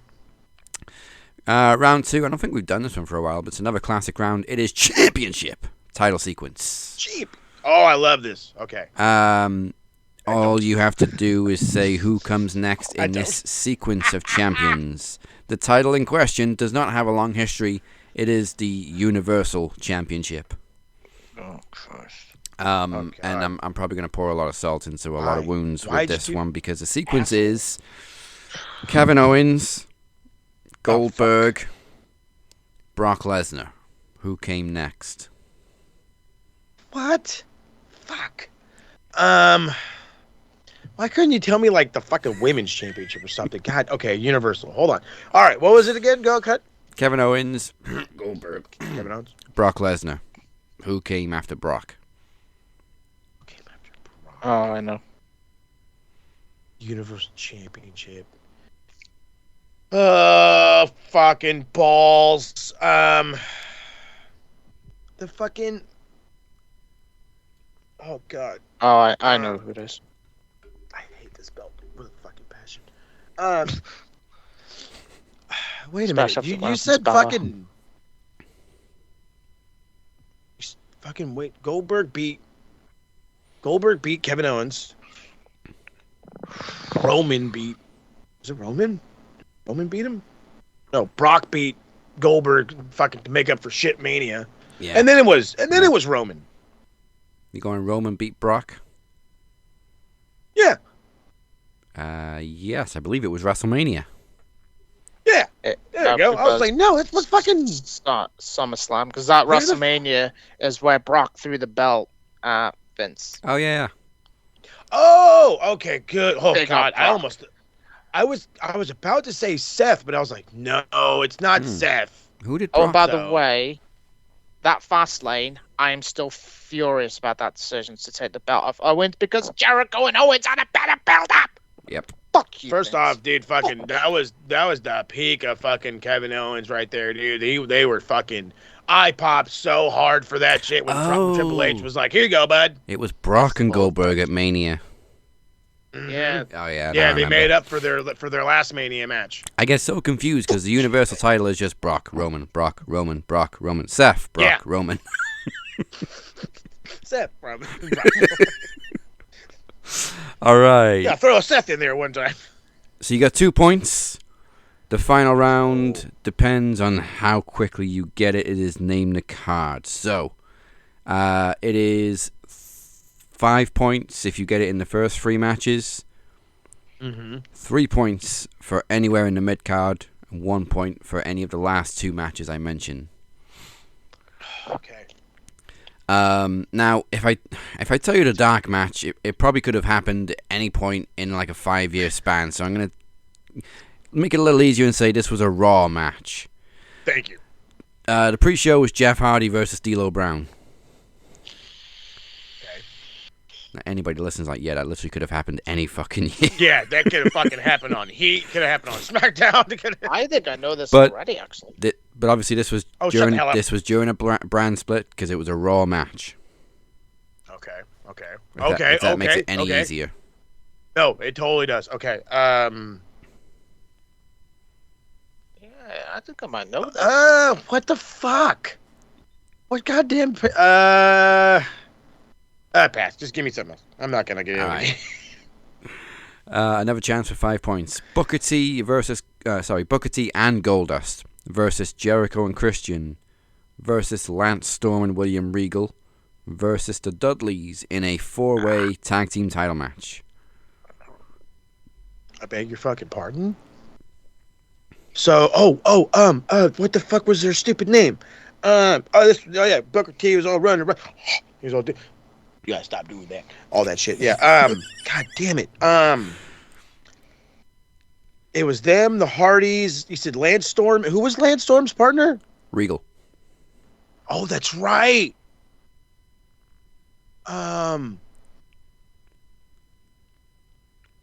Fuck. This is, oh my God, I was watching like all of it back then. I don't.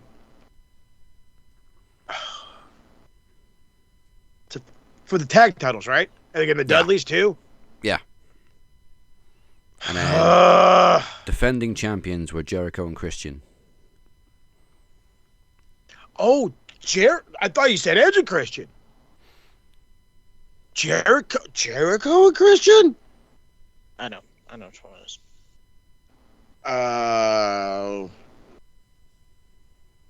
Fucking. What the fuck? Okay, hold on. Let me stop. Oh, fucking. So, Lance Storm and William fucking Regal. When did Lance Storm. This one's gonna bug the fuck out of me. Because Lance Storm was like. His time in the E was so in between a gap. Like Jericho and fucking Christian? I don't know. Oh, it was also a 4-way elimination match. But I don't know if that makes a difference. Help. It doesn't help a bit. Okay, last chance for 5 points. Oh, come on. Edge versus A-Train. It fucking could have happened on goddamn anything. And that ended in DQ. DQ, of course. Okay, I'm stuck between like 01 and 04. I don't want to think it's anything past 04. This was like primo shit. This was the peak of the fucking tag division. Not the peak, but maybe getting to the peak, because it was like 2020, like 02 and 03 was like the peak.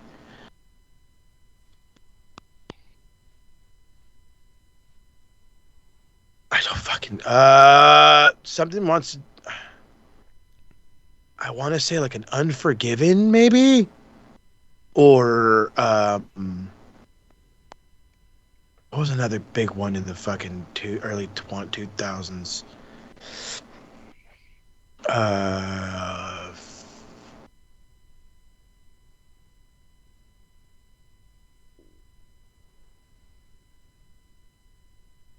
Backlash, maybe a Backlash. No, Backlashes aren't. Fuck. Brand split. Narrow down a year. Backlash 03. No. All right, on to the 3-point barrier. So at this point, if you want to throw out the year, I'll tell you if that's right. But I'll give you the match first. Chris Benoit, another one which could have happened any year in like a 10-year span. Chris Benoit versus Eddie Guerrero. Fuck! Okay, hold on. Let me go back to the other ones that you gave me, though. I'm stuck on this tag match because this tag match is going to tell me absolutely everything. I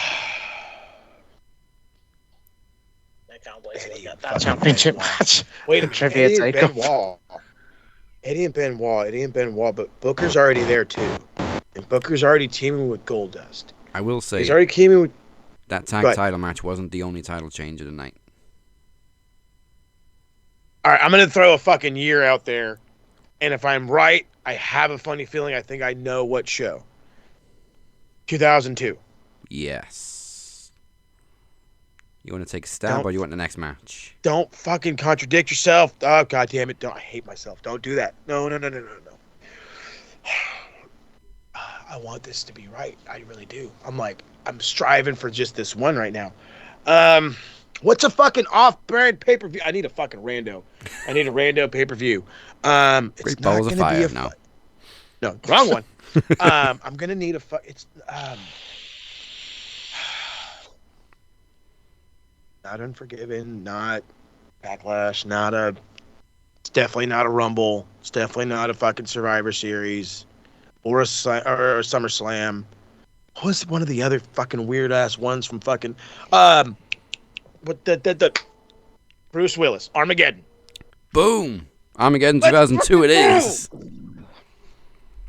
Oh, son of a bitch. No pun intended when I said boom, by the way. Yeah, hey, we were going all the way down the references we were. Let's go. Oh my goodness, what a man. Is that what you thought it was early on? So I was stuck. It was either I was stuck between three because I was like, it's not a big pay-per-view, so it's going to be an Unforgiven, a Backlash, or an Armageddon. But I was like, when did Armageddons even start? Did they start in 04, 03, 05? Like, I don't remember when they fucking started. 99. Because I kept remember Unforgiven, and it was like, fuck. But all right, let's fucking go. The rest of the card was Batista versus Kane, Victoria versus Trish versus Jacqueline for the women's title, Hey-o. Kurt Angle versus Big Show for the WWE title, which is where Paul Heyman turned on Big Show after a month. Yep. And we mentioned it a couple weeks ago. 3 Stages of Hell, Triple H versus Shawn Michaels for the world title, street fight, cage, ladder match. That spot at the end. Shawn going for like 8 tables was fucking crazy. Yeah, he did. Yeah, I'm still a little pissed that Shawn only had a month-long title reign, but it was a great match. And a hell of a feud. Hell of a feud. Alright, so you end on 5 points. Trivia with Teddy P. The first round is the classic bell to bell, and they are 2 Triple H matches. All you gotta do is tell me which one lasted the longest between Triple H versus Vince McMahon at Armageddon 1999 and Triple H versus King Booker at SummerSlam 2007. Triple H versus Vince McMahon at Armageddon. Yes, that came in at 29 minutes 45, while King Booker was just over 7 minutes. Next one is title sequence. All you're going to do is tell me who came next in this sequence of champions. Championship is the Universal Championship. The sequence is Kevin Owens, Goldberg, Brock Lesnar. Who came next? Seth Rollins. Wrong Shield member. It was Roman Reigns. Next round, and the final round, is Name the Card. I'm going to go through a list of matches from a pay-per-view. Once you know which pay-per-view it is, give me the answer. First match on the pre-show was Jeff Hardy versus D'Lo Brown. Next. Unfortunately, Ted P. DiNero did not complete the 3rd round for the Knowledge Championship. Therefore, he ends on 1 point. Which means we do have a brand new Knowledge Champion. The seemingly endless reign of Ted P. DiNero has ended. Congratulations to the co-GM, El Jefe. Hey. So yeah, one of those beautiful things about being a co-GM is I'm not too sure how this is going to hold out. So I guess I'm going to have to speak with my constituent, the insufferable DC, and we'll see what kind of ruling we can get on this. And maybe I'll remain your Knowledge Champion, or perhaps maybe we have an open challenge, or maybe even some sort of tournament to crown a new one. We will figure it out. But for the time being, I am your reigning and defending Knowledge Champion. And again, until DC says otherwise, who's up next? Almost turned into a Stone Cold Bischoff thing. We're going to end this in a Pigpen Fun match. Yes. So congratulations John Beer on a pole match. on your third reign as Knowledge Champion. It's elite, baby. And Teddy's reign comes to an end after an impressive 289 days. Ooh. Goodness me. And I'm not far away. I'm 6 months away. Fire in the sky, lighting up the night, smoke in your eyes, everybody rise. My rival is never silent. Some monsters don't hide under your bed. They walk among us. Take a journey with some of the darkest minds and twisted crimes in history. A brand new show from Daz Lee, Homicidal Beasts and Where to Find Them.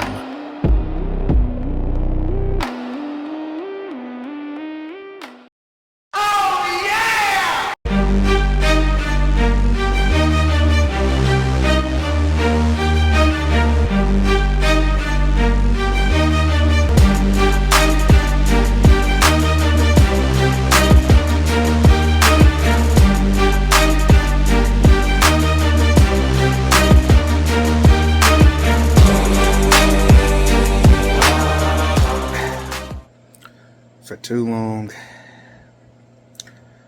I have been my own downfall. What does that mean? I take self-accountability for my actions when others fail to do so in their roles. They're quick to call you out on your bullshit, but when you call them out on theirs, they won't play the victim card. But this isn't about them. This is about me. This is about what I plan to do in 2026. See, this is Promo Rumble 11. I could sit this one out because next month is Revolution Road. Tag titles.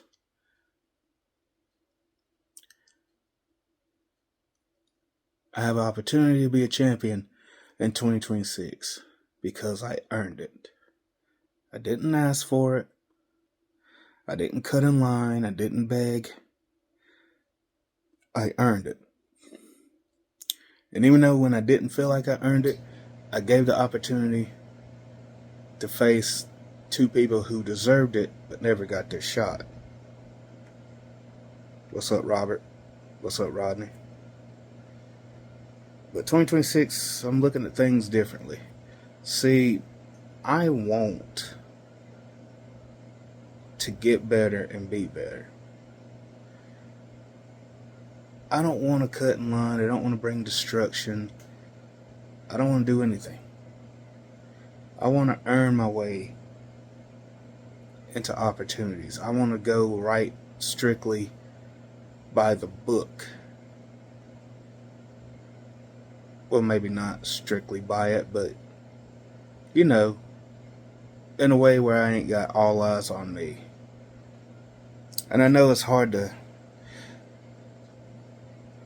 convince others of my trustworthiness and this, that, and the third, but I can guarantee you, when it comes to Revolution Road next month, me and Blade, we will elevate those tag team titles to a new level. I have ideas and I have plans, but it's only if I'm successful and we can cash our way into winning. But until then, I'm going to watch Promo Rumble 11 from the sidelines and see what happens in everybody else's story. Because I'm certainly rewriting the book on mine.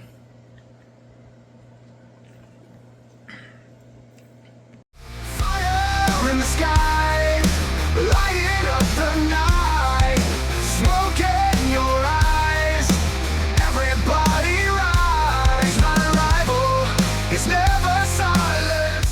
Welcome back to Max Wrestling. Welcome back to Promo Rumble 11. I am the captain. He is El Jefe, and down there is Beer, the brand new world champion Beer.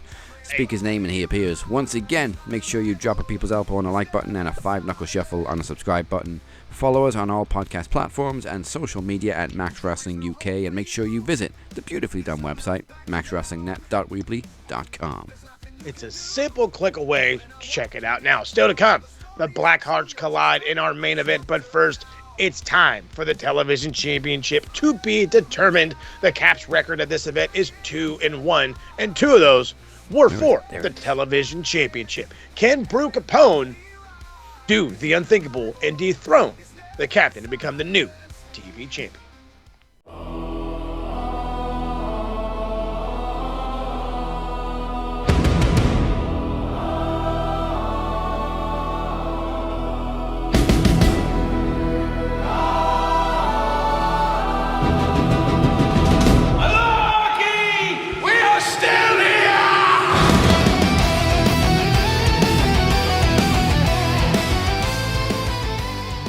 Brew. Brew. Brew. Brew.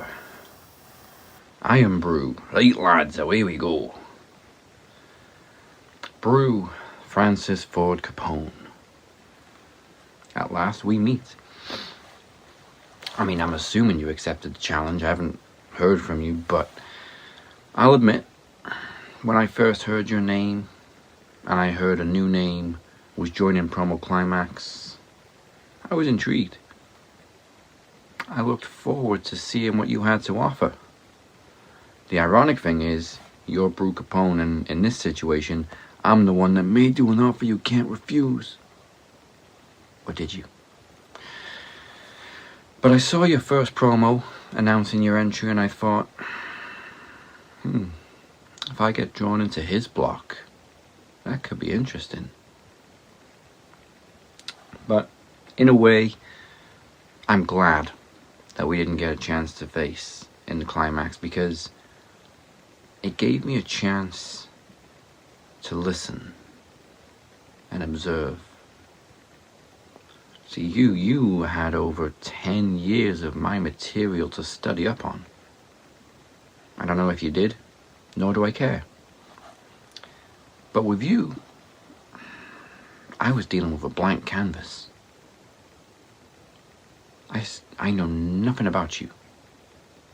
So I saw how you conduct yourself, and I heard the things you said. You talk about the promo climax sounding like a bad porno, or wanting to buy the whole thing and just be done with it. Understand one thing. You're talking about the house that I built. So, if you want to come in with all that bravado, guess what? The front door is open. Come on in. But a little heads up about how things go around here. We don't always agree on stuff. We have cancelled tournaments because of disagreements. But one thing we don't disagree on is respect. Now, I respect your involvement in ACW. I respect everything you've done in real life for certain people. But that's about all I know about you.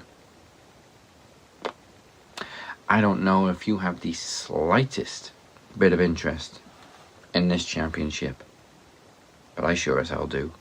I don't know if you have the slightest bit of interest in any championship in Max Wrestling, or if that was even your motivation for joining Promo Climax, or if you just wanted to walk into the frat house to see who was making all the noise. But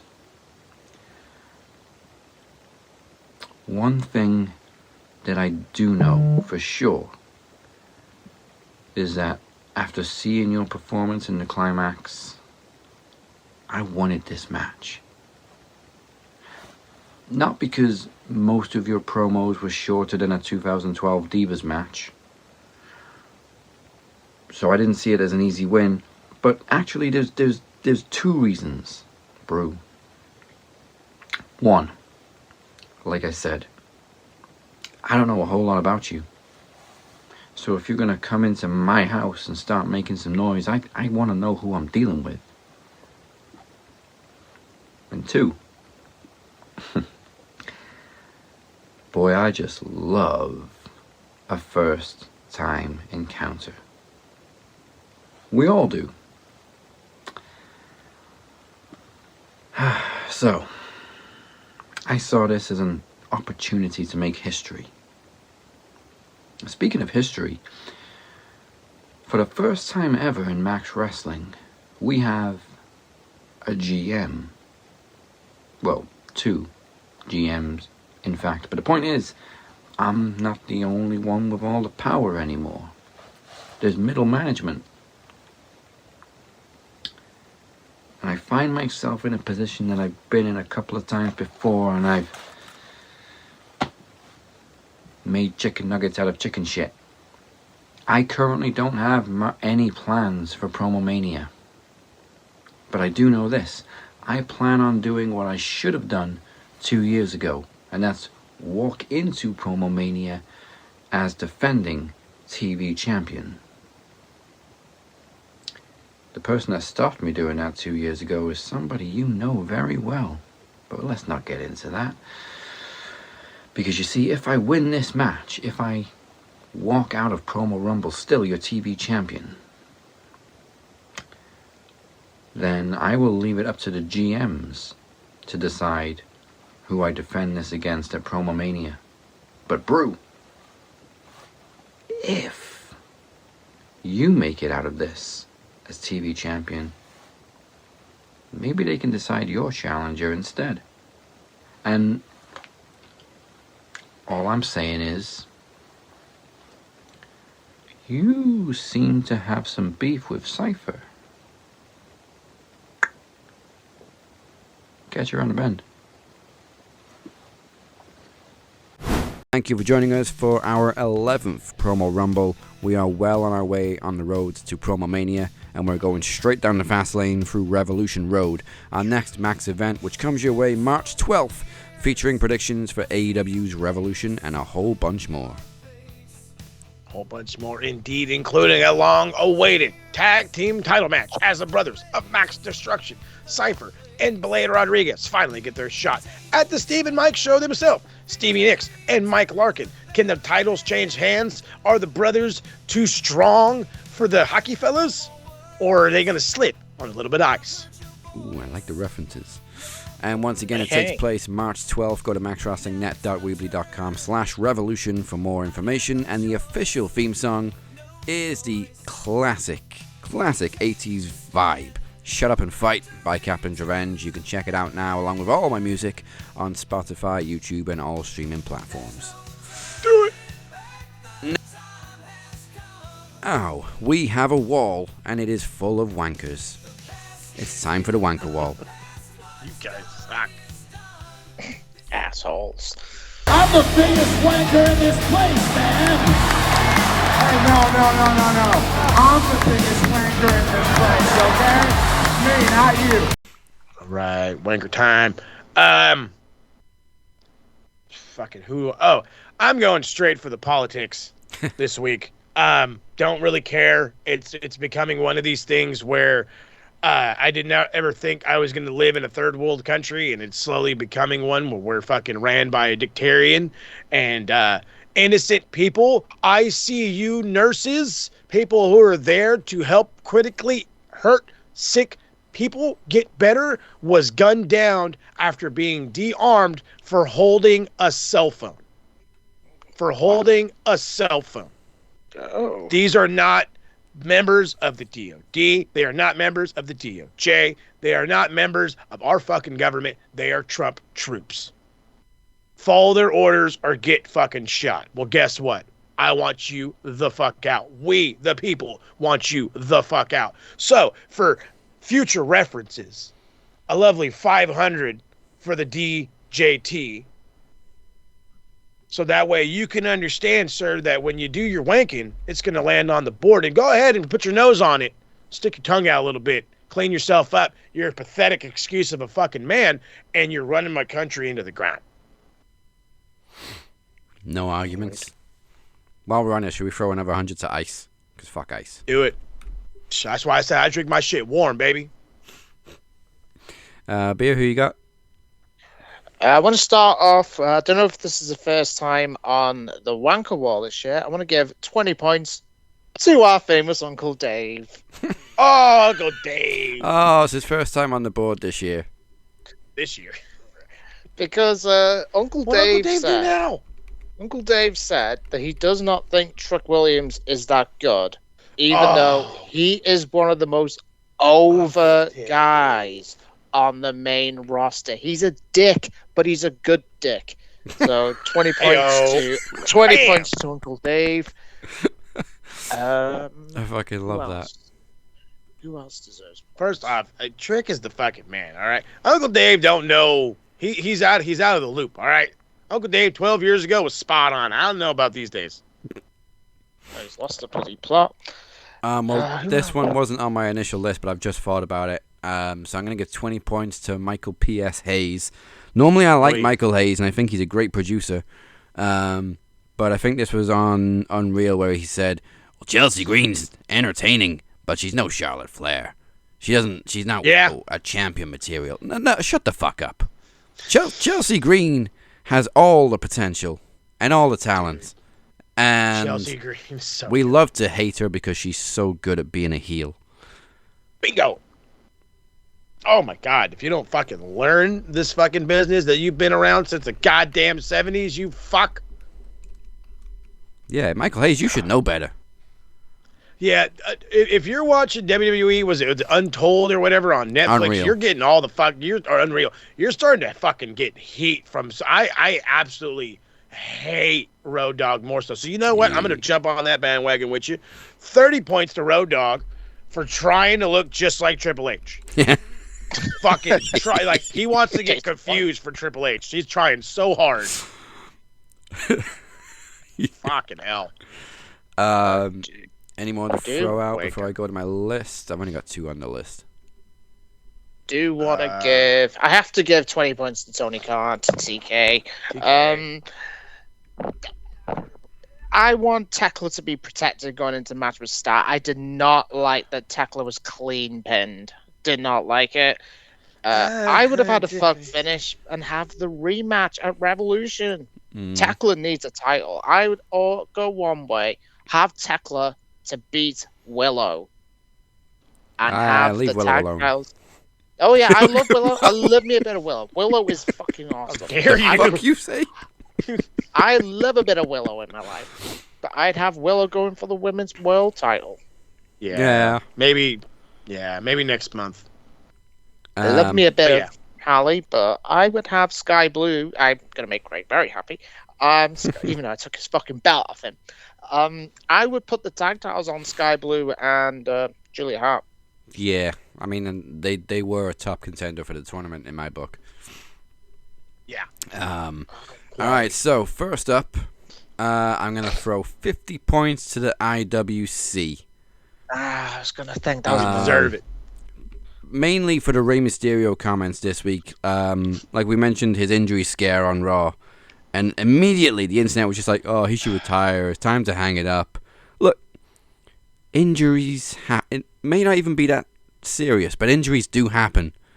And if you actually watch the match, Rey was absolutely fluid for the entire match. He put in a great performance. The injury, I think, only came right at the end when he took that stomp off the ropes. And he may have landed awkwardly on his shoulder, but for the entire match, he was still on fire. Rey's still got plenty left in the tank. It is nowhere near time for Rey Mysterio to retire. We mentioned a couple of matches he's had in the past few months where he's just looked so young in the ring. He's still got it. Yeah, just because he's all holy hell, it's crazy. Just because he took a nasty landing on his shoulder and may be injured for a little bit doesn't mean he should retire anytime soon. So 50 points to the IWC. And I'm sorry about this one, but I gotta give 30 points to Raquel Rodriguez. or whoever's idea this was, to literally not even mimic the nickname, but directly lift Kevin Nash's nickname as Big Sexy. I mean, meow. I mean, I'm not denying it, but it just sounds. It doesn't really roll off the tongue. With Kevin Nash, it sounded sleazy because he was. Facts. Well, sexy. Big Sexy Kevin Nash. Ugh. Are you swinging down that way, brother? No, I'm not saying I agree. I'm saying he was sleazy and it fit the bill.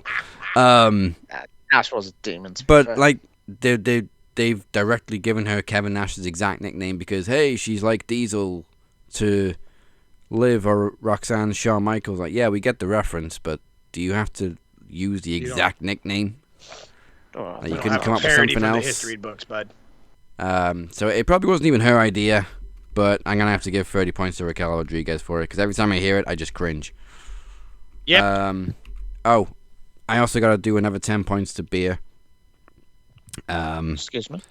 At the request of Phoenix. This was before the title match, so I'm probably gonna have to add another couple of points next week. But he wanted me to give you 10 points for you pissing him off last week for something, or a couple of weeks ago for something. What did he do? I don't remember, but he pissed me off. Yeah, I'll give him 10 points. Okay. When he wakes up from his coma, he's probably gonna give you a lot more after tonight. Oh yeah. Oh yeah. I do have a couple of more to give as well. IWC again. This is for a retard under the name of PhillyFan215. That douchebag. Because Triple H is on the cover of the deluxe edition. I've got no problem with it because I am getting the Monday Night War edition, by the way.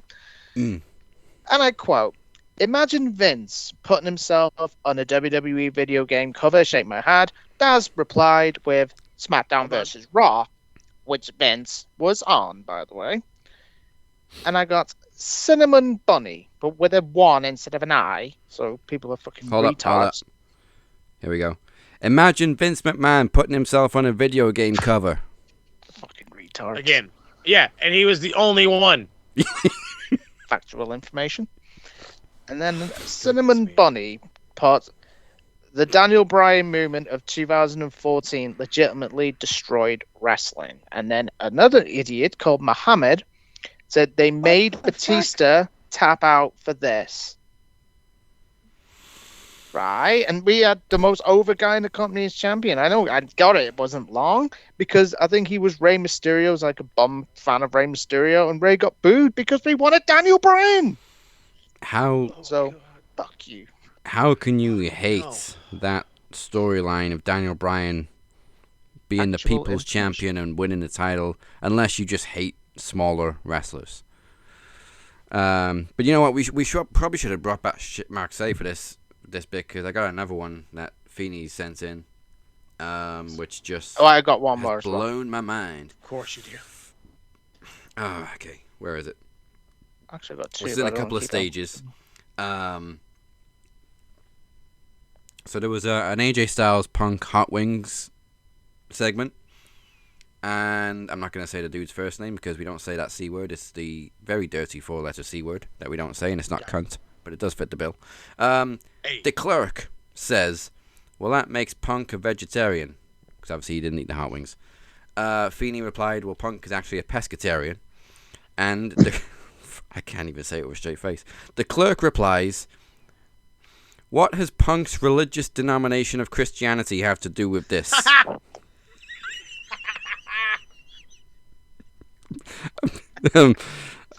Feeney replied, "Hey boy, you get your goddamn Christian shit up out of here." Fucking hell, man. Feeney replied, "Where the hell did you get religion from?" What I said, he's an atheist in that regard, and a pescatarian is someone who lives off mostly plant-based diet, but will still eat fish. And with a gif of R-Truth, the clerk says, "Oh, sorry, my bad. I thought you said he belongs to the Episcopalian Church." So now the internet can't read. We're making stupid assumptions the internet does, and now they can't read? Are you kidding me? He eats fish. He hates Christianity. What is this? So what do you mean he loves Jesus? What does that have to do with his diet? What the fuck? I do have two more for the IWC. Now, first one, under the name of Shaba Inla. Okay. I beg your pardon? So, yeah, Shabalinia. Shaba. She put a tweet up saying, fuck it, I'm tired of this shit, bro, with Zarya is all elite. Because Zarya lost to Thea Hale on Tuesday on NXT. Go. And next up, we have Two Heads, One Table podcast. Says, and I quote, imagine having to job, in capital letters, in back-to-back WrestleMania main events. Roman Reigns is owed, with capital letters, a Royal Rumble win, end of discussion. So I replied saying, job. Seriously? Roman Reigns held the World Heavyweight title for over 1,000 days. Held the title hostage. It was Vince's final payback because we didn't cheer him. Now, we love Roman. But job? Seriously? Are you taking the piss, bro? Yeah, Roman has never been pushed. He's owed a Rumble win. He's been in the goddamn shadows since the fucking dawn of day. Are you kidding me? Factual information. You know what? Let's just round it up then, and I'll end IWC on 200 points this week. Yeah, yep, easy money. That's fair enough. All right. I got a lot to get through for the Brev board, so let's get to it. All right. Those are this week's wankers. Fortunately, not everyone is a wanker, so now it's time for us to get on the Brev board. Brev.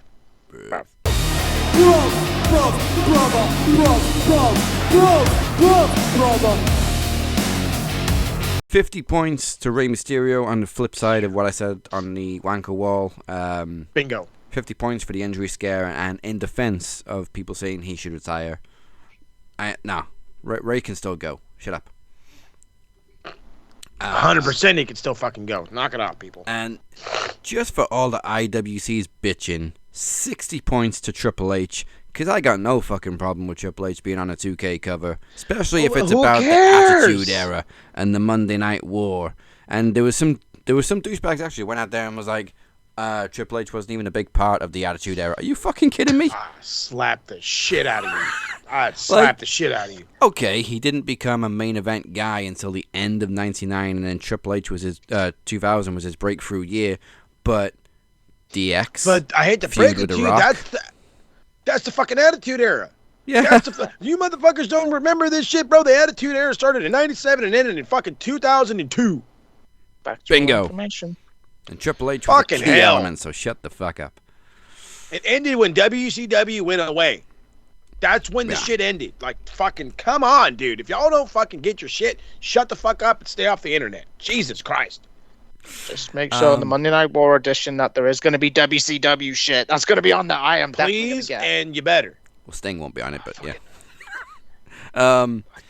You know what? I'm probably going to upset some people with this one, but I got to give him props. Logan Paul, I'm giving 20 points to, because during that spot where Ray was possibly injured, you could clearly see Logan Paul being told that, hey, Ray's banged up, and then he went and told All Division that Ray was injured so that they could change their, I'm assuming, plan of attacking Ray, and they just dragged Penta back in the ring. So props to Logan Paul for that one.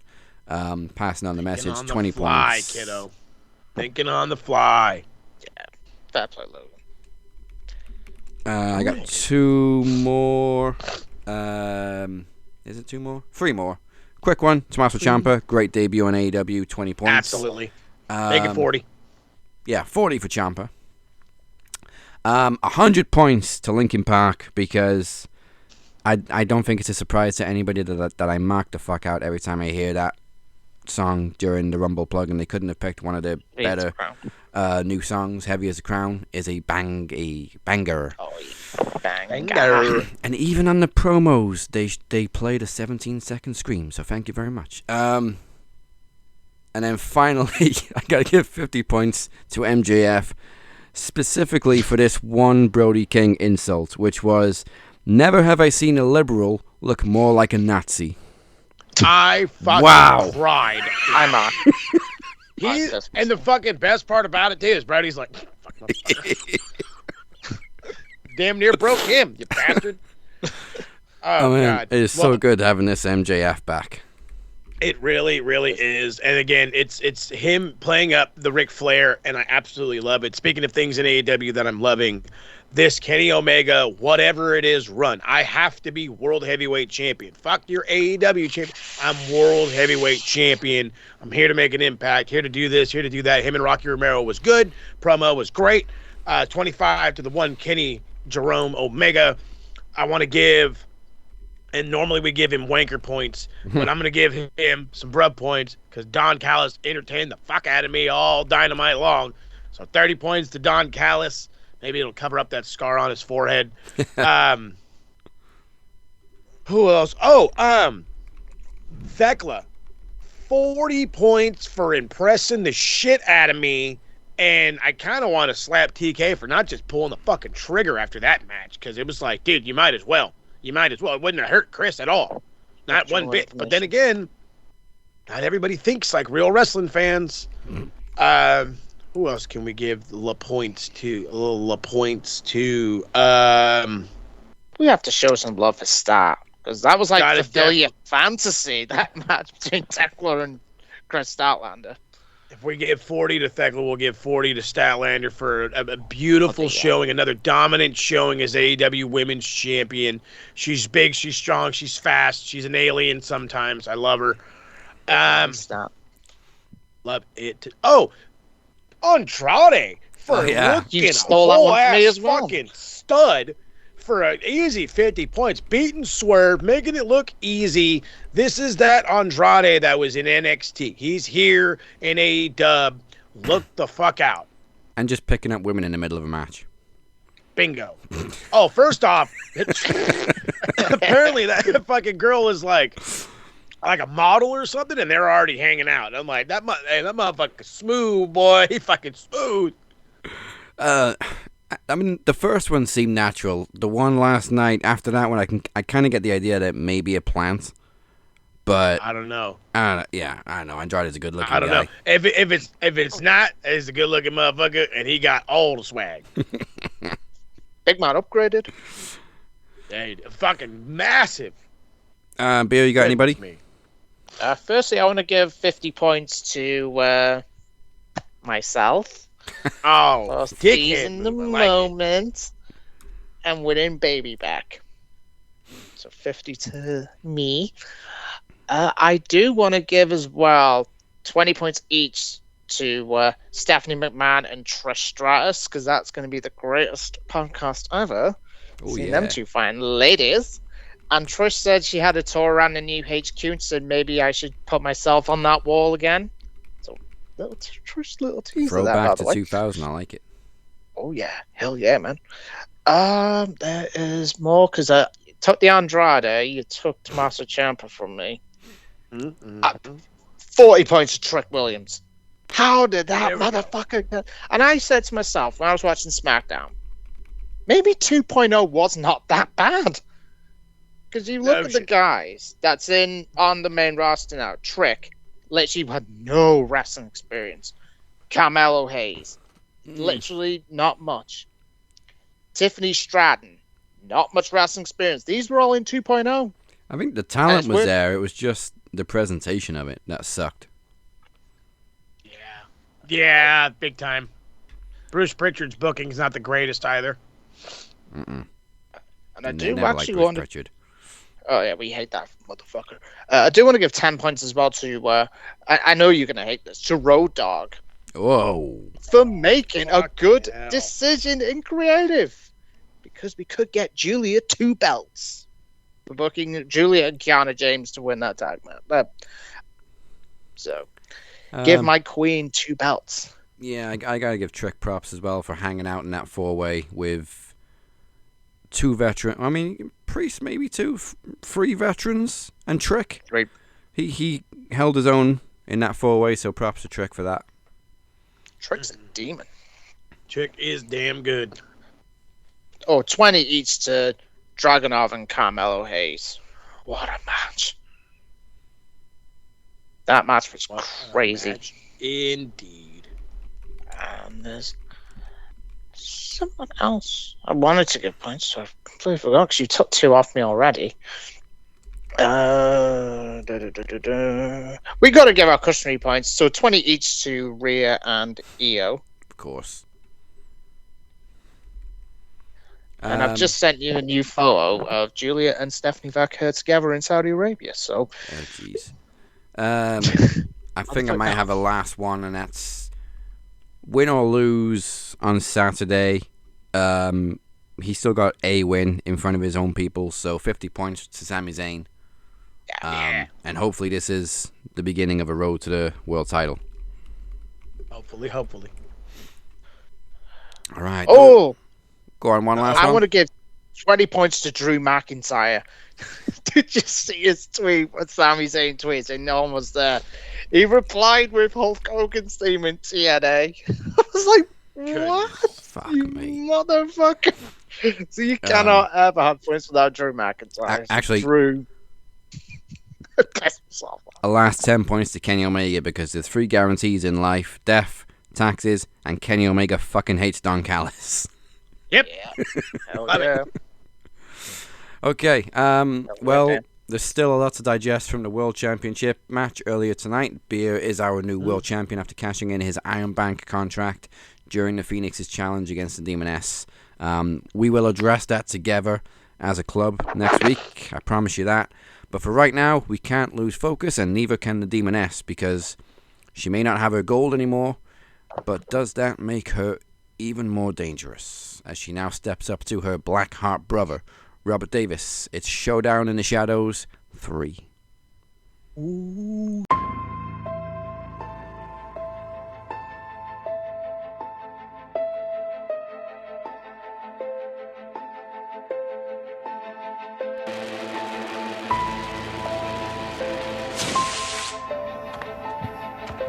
Show yourself, demon.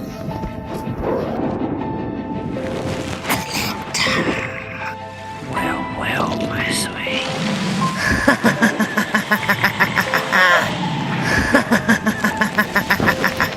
You fed the darkness. Now I'm here to collect. But I should warn you, brother. This is where it ends for you. You want to see the monster, demon? I'll show you the monster.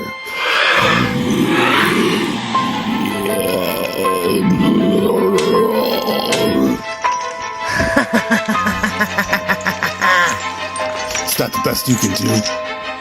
I'm just getting started. Is that all the demons ever taught you? Body dies. I told you, demon, I was never the villain. I was the cure pretending to be the sickness.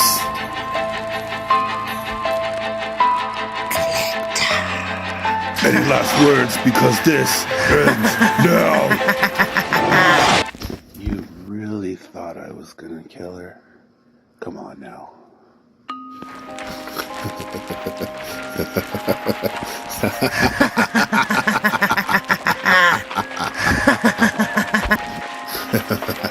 Do you hear them, sister? Whispering our names like prayers, like warnings. The humans never expected this. They're too busy running our mouth. You see, I left to bury something. Not her, not them. I learned something in the dark. The world doesn't fear us because we're cool. We are. Time's about to change. The world is going to burn. Mortals, understand something. We're back because this place is soft. The world will now run thick with blood as we now take over everything. How easy it was to fool the mortals. They thought the Demoness was still alive. To all the tag teams of Max Wrestling, you don't face us as competitors, you face us as a reckoning. Because in the end, everybody dies and no one will remain. Blackhearts now reign.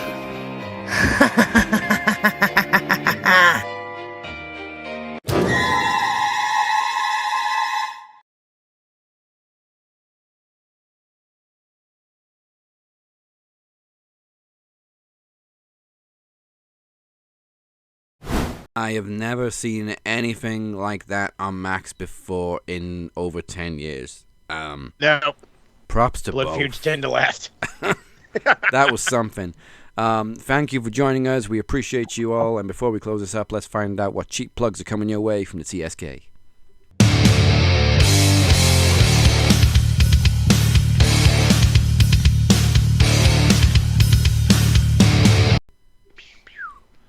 Lots of cheap plugs coming from the TSK, a lot of them. So Revolution is on the 15th. Good job, AEW, not doing it on Valentine's Day. But the Riyadh Rumble is this Saturday? Yeah. This Saturday. So the boys are going to do the best we can to hop on that biscuit, and we're going to get out a Riyadh Rumble review. So check a look out for that, along with Revolution as well. I know there has been small rumblings of us trying to find something weekly to do. Maybe we will, maybe we won't. We'll figure it out as we keep going because the year 2026 is only starting. Speaking of the year of 2026 only starting, the footy is in the middle of it. It's right in the middle of it. If you're over on the other side of the pond, if you're following the Prem, well, one of us has got a team in the European, and the other one is, well, I'm looking at relegation. And you're going to hear all kinds of rants and raves on that one as I start to bring back the Spurs talk, if you will, all part of the Max Football podcast. But a lot of it up right now is all going to be based on San Diego FC and what's going down in the MLS. There's going to be a salary cap conversation. I'm going to discuss how that works. People are asking the questions. I don't understand this. I don't understand that. Going to talk about replacements for Chucky Lozano as he's still looking to be on his way out. We have brought in some players. We're going to talk about them and what they can do for us. We are a mere 6 days away from the CONCACAF Champions Cup, playing against Pumas, the number 2 ranked team in Liga Mexico. It's going to be a battle.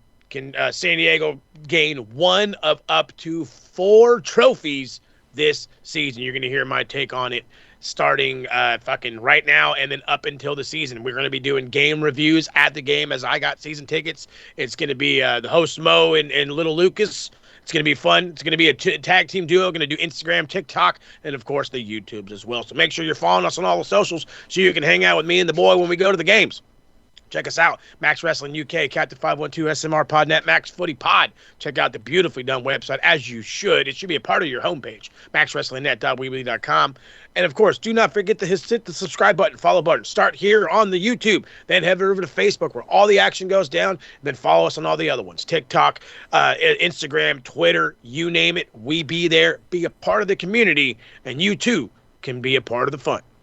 Damn straight. And, of course, Beer, what you got coming up? Yeah. Radio. So I have done a lot of videos lately, so be proud of me. I have recently uploaded Raw. I've done Dynamite. Saturday Night's Main Event is up, so get watching. I actually uploaded today, so I've done another retro rewatch, and that was this Tuesday in Texas back in 1991, which saw The Undertaker and Hulk Hogan, Randy Savage and Jake Roberts, you know the drill. Back to Black and Gold, the recording starting today. So I will try and get one up on a daily basis. I said to Daz before we went on air, it's probably going to take me about 2 years to do, because we are starting from the beginning, 2012 all the way to 2021 when Black and Gold died. So be patient with me. And I'm going to do a few retro rewatches. So my uploads are going to be a little bit random, so keep an eye. Yeah, following. All right. The answer's yeah. Check out the man Beer. Basically, what's the YouTube page, fam? Oh, yeah. My YouTube page is at JMBeer434. There it is. Basically, you got a whole bunch of extra content from all of us. And next week, we will recover from both the Riyadh Rumble and Promo Rumble. All aftermath will be addressed. So go enjoy the early ass Rumble this Saturday. We will catch you round the bend. Goodbye. Mwah. And good night. Bang. Stay tuned. All that is to come. Words from your being. Hey, yo, where's Brew?